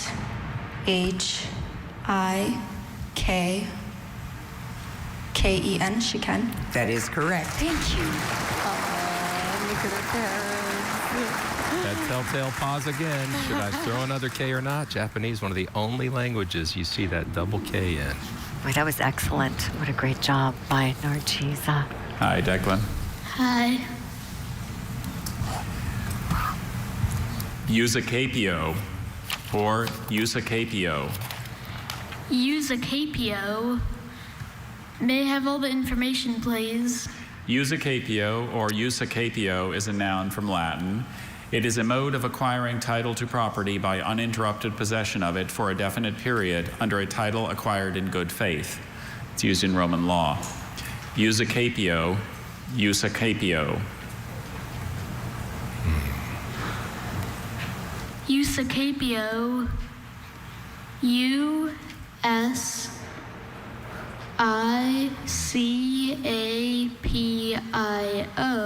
Eusacapio.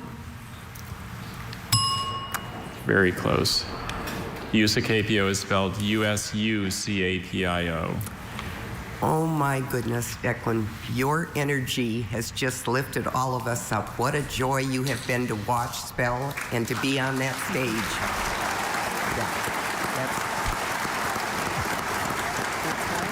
To have that kind of spark as a 6th grader, I can only imagine what you're going to do in your future. Congratulations.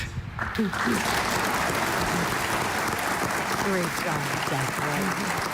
One of the biggest audience reactions of the night. And look, the spirit Mary just talked about still on display as he exits. Don't you love the high five, Paul? Just the great sportsmanship going on in this B. These kids are awesome. Even had a spring in his step. Here comes Ethan, our final speller of the round. Hi, Dr. Bailey. Vibaces. Vibaces. Could I get all the information, please?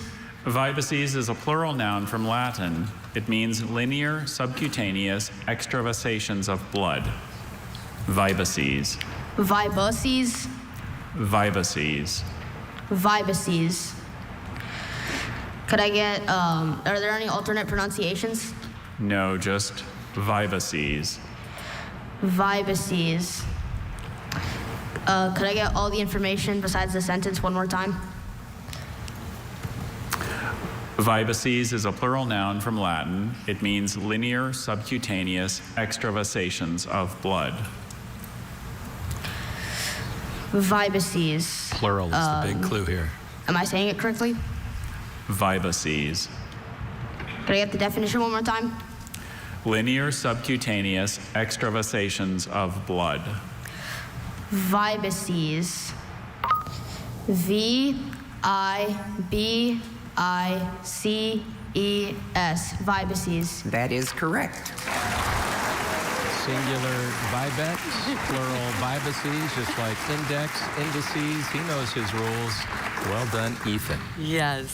All right, Julie, so we had 35 to start that round. 19 got it right. 16 heard the bell.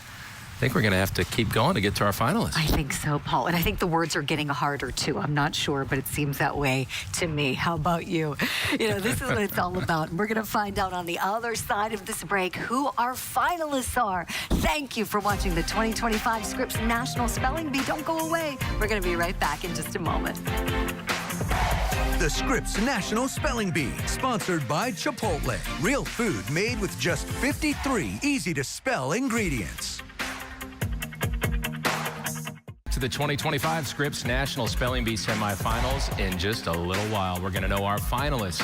Somewhere between 10 and 15 spellers are going to qualify for tomorrow night. Right now we have 19, but who knows better what they're going through than this guy right here. Remember him? Bruhut Soma, our 2024 Bee champion. Bruhut, do you remember kind of this point in the competition where you knew probably if I spell one more word correctly, I'm going to make that primetime final on Thursday night? Yeah, I do. I actually do remember that really well. And there were, I think, around 16 semifinalists. And then all I had to do was just spell one word I knew, because after that, they would just take everyone to finals. And then once I got that word, I was just so happy because I realized I knew it. So it was just great. But the tension right now is really high because it's just one word that separates you right now from the semifinals and the finals. So good luck to all the spellers. He said it, right? And he's always smiling. Let's see how many smiles we see on this stage as we go to another round. 19 spellers remaining. Who's going to make the finals tomorrow night? Let's find out. Beginning another circuit on the stage. And once again, we start with Isha, 7th grader. She's Howdy, been incredible. Isha. First time here. You guys are doing great. Ectexine. Ectexine. Are there any alternate pronunciations? I have ectexine or ectexine. Ectexine. May I have the definition, please? A structurally variable outer layer of the wall of certain spores, such as pollen grains. Ectexine. Does this come from Greek ect or ecto, meaning out? Yes. Ectexine. May I have the language of origin, please? That answer It's from a could part mislead that her. passed into Latin from Greek Yeah. and a part that probably passed The into root German is from usually Latin. ECT, Does but this this come time from it's spelled with a K. Latin ex, meaning out. Yes. Ectexine. May I have the part of speech, please? Noun. Can you repeat the word? Ectexine, ectexine. Ectexine. Ectexine. May I have the language of origin? It's from a part that passed into Latin from Greek and a part that probably passed into German from Latin. Ectexine, ectexine. Ectexine. Ectexine. Ectexine. Ectexine. E-K-T-E-X-I-N-E.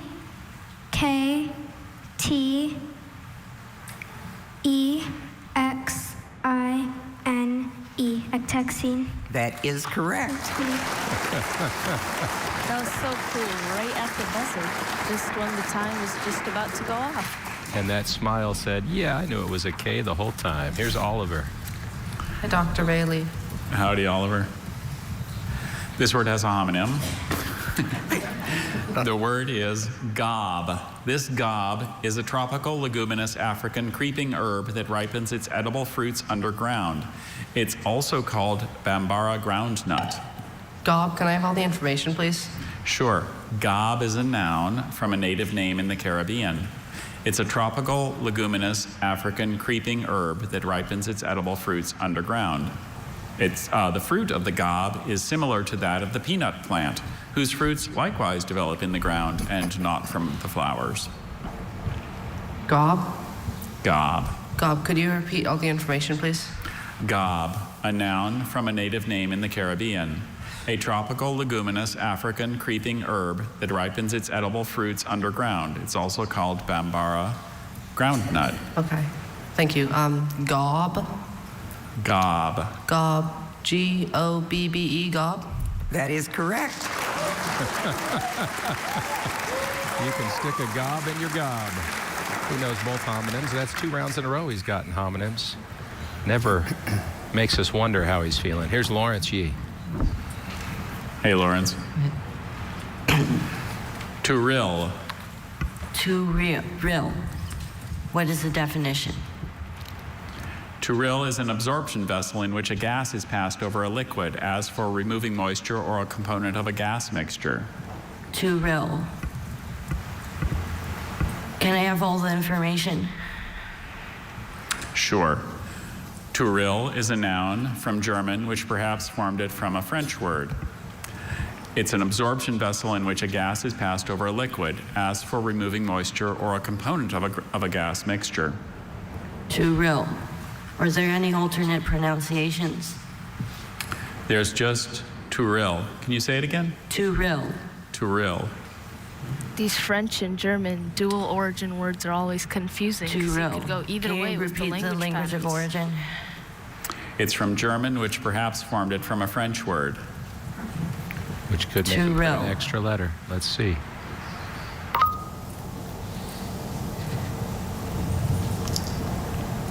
T-U-R-I-L, to rill.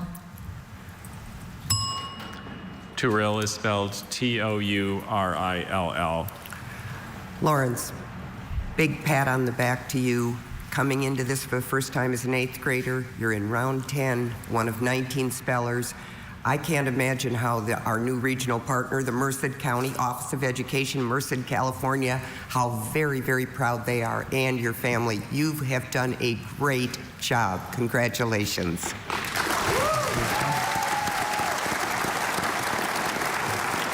And to echo Mary Brooks there, also one of last year's finalists who went up against Bruhut, Rishab, really convinced UC Merced and the County Office of Education there to create that opportunity that Lawrence made the most Hannah. of. Here's Hannah. Dr. Bailey. Bromerite. May I have all the information? Bromerite is a noun that consists of 2 originally Greek elements plus an English element. Bromerite is a mineral consisting of native silver bromide that is yellow in color. Bromerite. Can you repeat the etymology? It consists of 2 originally Greek elements plus an English element. Bromerite. B-R-O-M.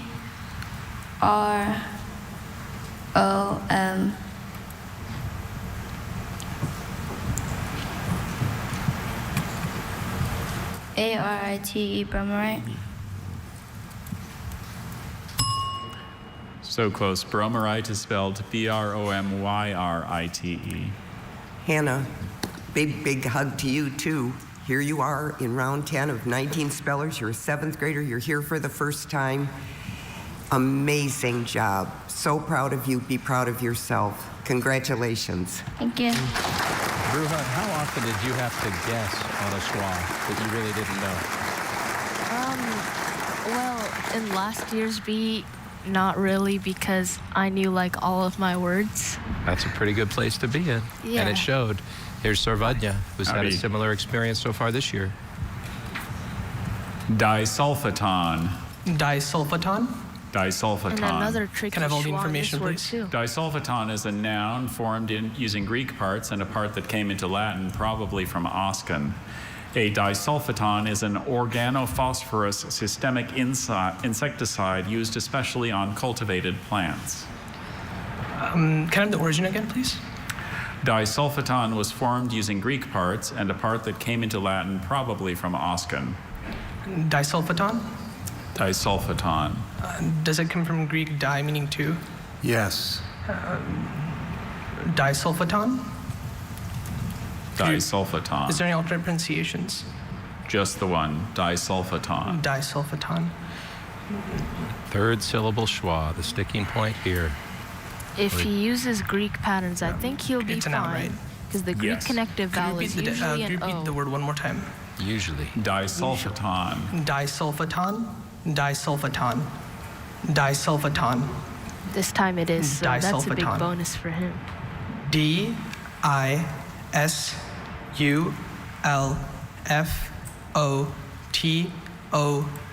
Disulfiton. That is correct. So another Californian moving on. And now we're moving to Colorado, Which has quite a history in this bee. 7 past champions from the Rocky Mountain State. Elistadite. Can you repeat the word? Elistadite. Can I have all the information, please? Elistadite is a noun formed from an American name plus an English element. Elistadite is a variety of calcium phosphate mineral containing silicon, carbon, and sulfur, replacing some of the phosphorus. Elistadite. Elistadite? There's a lot of May I have minerals. language of origin? It's from an American name plus an English element. And a lot of names, too. Names are tricky because they don't follow any types of patterns, so they just require rote memorization. Could you repeat all the information, please? Elistadite is a noun formed from an American name plus an English element. Elistadite is a variety of calcium phosphate mineral containing silicon, carbon, and sulfur, replacing some of the phosphorus. Are there any alternate pronunciations? Just the one, Elistadite. Could you repeat the language of origin? It's from an American name plus an English element. Elistadite? Elistadite. E-L-L-I-S-T-A-D-I-T-E. Elistadite? Very close. Elistadite is spelled E-L-L-E-S-T-A-D-I-T-E. Thank you. Yes, Babe, I know this is your first bee, but you've been around the bee for a long time with your brother, and I want to thank you, your brother, your family, the Denver Post, for putting in such passion into this program. You did an amazing job. Be proud. Congratulations. Crew Hut, that makes me wonder, did you have a separate list of eponyms that you would study just so you'd have a chance to remember them because of what you said, they don't follow rules? Hello, judges. Maybe not really a list, but like I did a lot of advanced searches in the dictionary on them. Canesine or canesin. Can I have all the information except the sentence, please? Canesine, canesin is a noun. It consists of a part of unknown origin plus an English element. Canesine is a very bitter, poisonous crystalline alkaloid obtained from certain trees of a family of chiefly tropical herbs, shrubs, and trees. Canesine, canesin. Of a part of unknown origin plus an English element.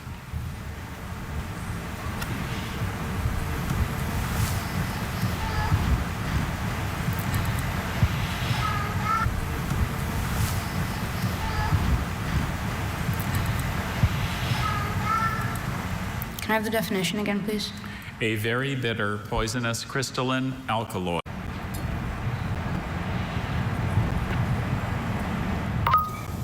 And the etymology one more time, please. It consists of a part of unknown origin plus an English element. Okay. Can you repeat it one more time? Canesine, canesin. Schwa. Canesine. C-A-N-E-S-S-I-N-E. Canesine. Very close. Canesine is C-O-N-E-S-S-I-N-E. Okay. Nathan, I know this is the end of your spelling bee journey, but I think the sky's the limit for you. You have impressed us so much, and I know what commitment you've had to this since 2023 and all the way to this year. Thank you. Congratulations. You did a great job. Thank you.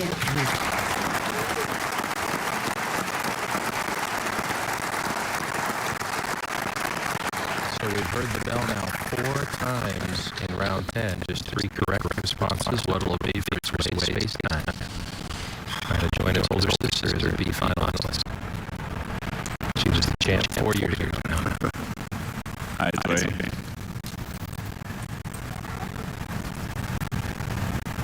Cosalana, or Cosalana, or Cosalana. Definition. The dry bark of a South American tree used as an expectorant. Language of origin. Probably from Spanish. Hard to see bees. Noun. Say what again? Kosalana. Kosalana. Kosalena. Kosalena. Kosalana. Kosalana. Kosalena. You say it again?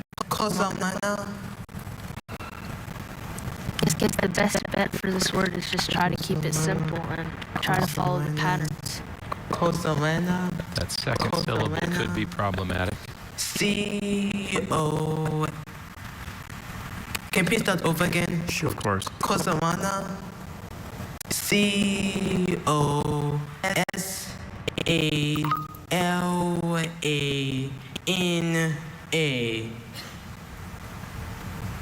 Kosalana. I'm sorry, Kosalana is spelled C-O-C-I-L-L-A-N-A. Sway, you have impressed everyone in this room with your style of spelling, the deep breath that you take. Your passion and commitment is just all over you when you're up there. So very proud of you. Congratulations. That's one where you have to wonder if Kosiana had been an extra pronunciation, might he have deciphered it? And next up is Srividya, the only Floridian left in the speed. Hello. You know your stuff, Hi, Srividya. Srividya. Thank you. And you're from Florida. Colicore. Definition. Colicore is a specialized segment of certain chromosomes that functions like a chiasma in bivalent formation and is thought to be lacking in genes and comparable to a centromere. If she knows the Greek Repeat roots the word. for this word, she'll be fine. Colicore. Colicore. Alternate pronunciations. Just the one. Colicore. Language of origin. Originally Greek parts. Does it come from the Greek kala, meaning glue? Yes. Repeat the definition. A specialized segment of certain chromosomes that functions like a chiasma in bivalent formation and is thought to be lacking in genes and comparable to a centromere. Does it come from the Greek core, meaning string? It's meaning, String. I don't see that given here. Repeat the definition one more time. A specialized segment of certain chromosomes that functions like a chiasma in bivalent formation and is thought to be lacking in genes and comparable to a centromere. Alternate pronunciations. Just the one. Colicore. Colicore. Colicore. C-O-L-L-A-C-H-O-R. Colicore. Colicore is spelled C-O-L-L-O-C-H-O-R-E. Srividya, I know whatever the universe holds for you, you're going to be amazing.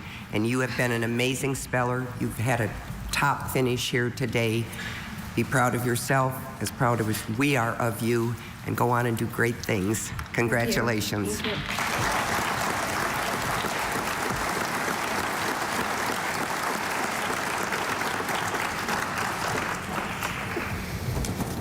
Such an incredibly difficult round. Let's Hello, see how Dr. Sarah Billy. fares.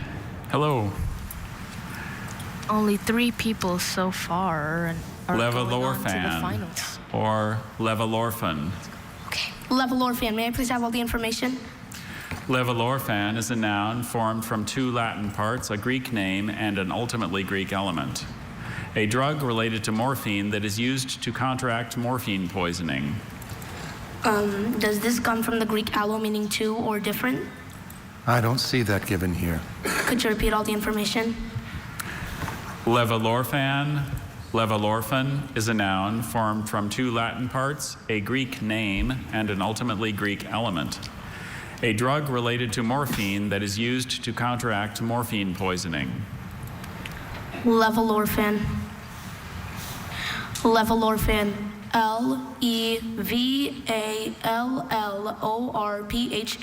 Levalorphan. That is correct. Yes! The last time we had a finalist from Georgia was last century, Cody Beauclair in 1997, but Sarv is on to the finals. Now it's Adarsh's turn.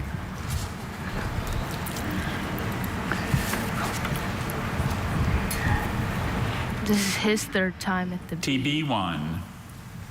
TB1. May I have all the information? TB1 is a noun. There is no origin listed for this word in our dictionary. TB1 is a bitter, pale, yellow crystalline drug that inhibits the growth of the bacterium that is the cause of tuberculosis. It's also called thiacetazone. TB1. This word TB1. literally sounds like the letter T, the letter B, and then the number 1, but it's not. TB1. TB1. Was there any alternate pronunciations? There's just the one, TB1. But I'll say if you have seen this word before, it is pretty memorable. TB1. And if you haven't, very tough to guess. TB1 is a bitter, pale, yellow crystalline drug that inhibits the growth of the bacterium that is the cause of tuberculosis. It's also called thiacetazone. TB1. TB1. TIBIUAN, TB1. TB1 is spelled TIBIONE. Miss Adersh, I read how you really live on reading, writing, and spelling. Well, there's no doubt in my mind that you can spell. What an amazing accomplishment as a 6th grader, 11-year-old. Look around you, very elite group of spellers. You've outdone yourself. Very proud of you. Congratulations. Thank you. This round has really been a killer round. 4 people have spelled correctly, 7 have spelled incorrectly. Yeah, and anytime you hear there is no origin in the dictionary, it can get in your head a little too. Here's Hi, Harini. Namurud. Namurud, can I have the definition, please? Namurud is a stonefly of a family of widely distributed stoneflies having small or vestigial posterior appendages. Namurud, can I have the part of speech, please? It's a noun. Namurud. Namurud, can I have the language of origin, please? Namurud is from Greek parts. Namurud, can I have all the information again, please?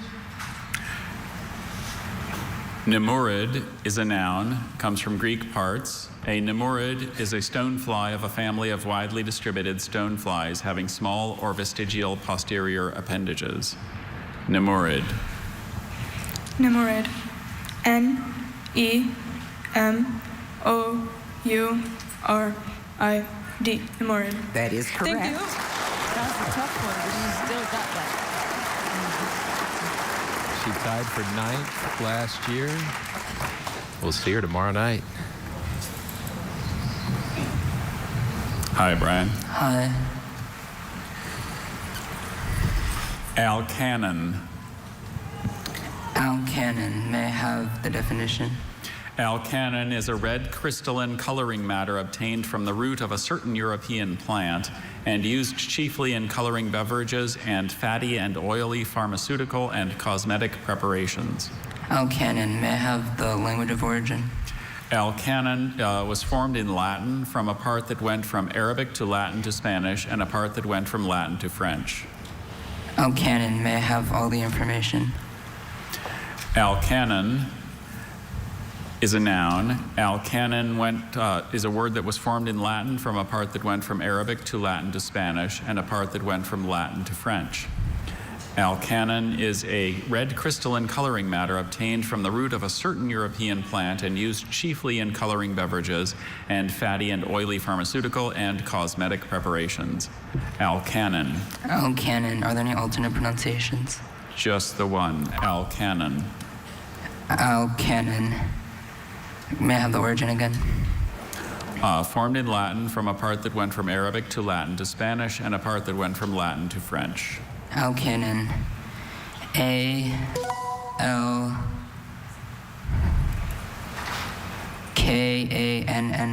Alkanon. That is correct. Thank you. Pruitt, I've got to ask you, when you have that many different language combinations in the origin, what do you do with that? Just like I guess hope you get it right, Hi, you know? Aishwarya. It worked. Don't keep too much in your head. Just focus all on the word. Let's get the next word for Aishwarya. Talagalone. Talagalone. Can I have the definition, please? A sand mullet or a related Australian fish. Talagalone. Talagalone? Talagalone. Are there any alternate pronunciations? Just the one. Talagalone. Talagalone. Talagalone. Can you repeat the word one more time? Talagalone. Talagalone. Can you repeat the word one more time, please? Yes. Talagalone. Talagalone.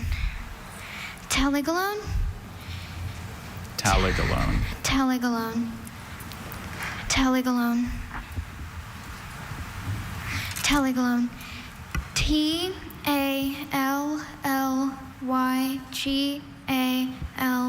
T-A-L-L-Y-G-A-L-O-N-E. Talagalone. That is correct.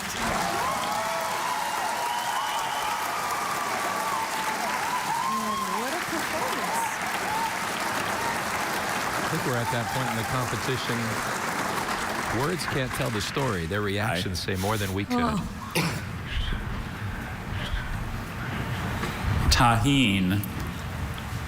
Tahine. Tahine. May I have the language of origin? It went from Nahuatl to Spanish. Tahine. May I have all of the information? Tahine is an adjective that went from Nahuatl to Spanish. It means of or relating to the extinct culture of the Totonacs near the present state of Veracruz, Mexico, and characterized by the use of double outlines in design and of stone axe blades shaped like human faces. Tahine. Tahine. May I have the part of speech? Adjective. May I have it in a sentence? Javier wrote his thesis on the decorative architectural features of the Tahine culture. Tahine. Tahine. May I have the origin? Nahuatl to Spanish. This word is simple if he just uses Spanish Tahine. language patterns. Tahine. May I have the pronunciation? Tahine. Tahine. T-A-J-I-N. Tahine. That is correct. Thank you. But Bruja, you know, when a round has been anything but simple, sometimes you're tempted to make it more than just Exactly, simple. and we've seen that a lot today. But the best tip is just, you know, go with your gut. Howdy again. Here's your buddy. You guys went How are you? toe-to-toe last year. I'm good. Do remember. You are very and good. I wish all the Okay. best for him this year. Cotterel. Especially because I'm not participating. Let's hear this It word. says homonym, so I'll give you the definition. Cotterel. This is a peasant of a class of medieval English free villagers. Oh, this is really tricky. Oh, okay. All the pronunciations. There's just one. Cotterel. Can you say it again? Cotterel. Cotterel. Cotterel. Cotterel. Okay. Cotterel. Cotterel. It's a peasant of a class of medieval English free villagers.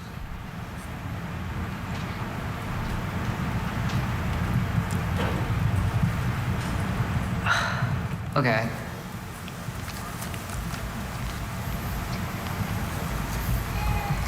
Okay, say the word again. Cotterel. Cotterel. C-O-T-E-R-E-L-L. That is correct. Yes! Thank you so much. Okay, I think he was just having one of those moments where he recognized the word but just couldn't remember how to spell it. He sure sold us if he didn't know it. That was about as much emotion as we've seen from Faison today. Hello, Vrihasa. Vrihasa's turn. This competition have been full of emotion, and I like it. Carjaweelan. Can I have all the information, please? Sure. Carjaweelan is an adjective. It was formed from a Latin word plus an English element. Carjaweelan means of or relating to a genus of birds containing the goldfinches, redpolls, linnets, and related birds. Can I have the alternate, please? There's just the one pronunciation. Carjawheelan. Carjawheelan. Carjawheelan. Can you repeat the definition, please? Of or relating to a genus of birds containing goldfinches, redpolls, linnets, and related birds. Carjawheelan. Carjawheelan. Say it again. Carjawheelan. There are no alternates, right? That's right. So yeah, 3 Can I have the word in the spellers sentence, remaining please? in this round. When asked 9 what he have thought already of punched Donna their Tartt's tickets novel to The the Goldfinch, Drew, who had 7 only have pretended to heard the read bell. it, answered, "Oh, you know, it's wonderfully Carjawheelan." Carjawheelan. Carduiline. Carjawheelan. So close. Carjawheelan is Cardueline. Brihasa, what a run you've had last year and now this year. Amazing performance. And a shout out to the new regional partner that you represent, the Fort Worth Public Library and the Fort Worth Sports Commission. I know how proud they are of you. Congratulations. Thank you. The way she was pronouncing it, I thought she had it, but again, so many possibilities in your mind. She and her sister have both come oh so close. She does have one more chance next year, and we still have a couple more spellers here in the round. Hello again, Dr. Bailey. Hello, Nargiza.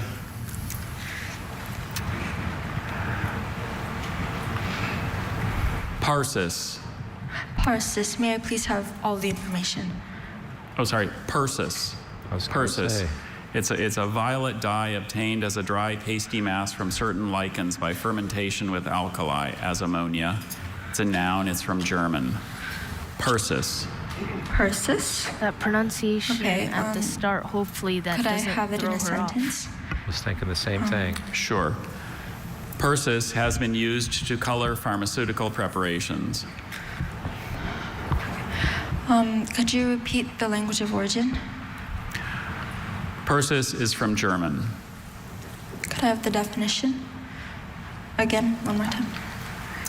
Persis is a violet dye obtained as a dry, pasty mass from certain lichens by fermentation with alkali as ammonia. Is this just German?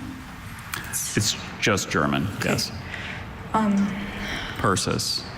Can I have the part of speech? Noun. Persis.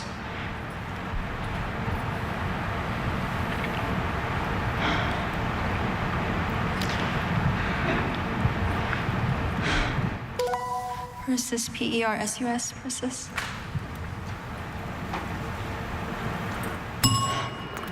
I'm sorry, Persis is spelled P-E-R-S-I-S.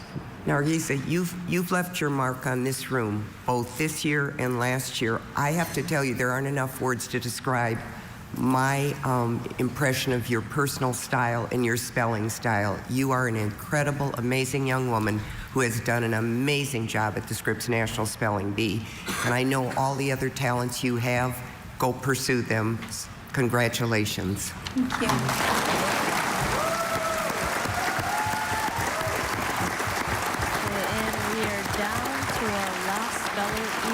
To close out the semifinals. Last year he was up there with you. See if he can be a finalist like you last year, Bruhut. He's been very consistent throughout. Hi, Ethan. Hello, Dr. Bailey. Alabrages. Alabrages. Alabrages. Alabrages. Could I have all the information, please? Certainly. Alabrages is a plural noun formed from a Latin name. The Alabrages are a people of Gaul inhabiting the region now known as Savoy and Dauphiné. Before the rise of the Roman Empire, the Alabrages were a powerful Gallic tribe that controlled important mountain passes through the Alps. Alabrages, does it come from Latin allo, meaning different? I don't see that here. Alabrages. Spelled that way, but doesn't have that root. Are there any alternate pronunciations? There's just the one, Alabrages. Alabriges. Alabriges. A-L-L-O-B-R-I-G-E-S.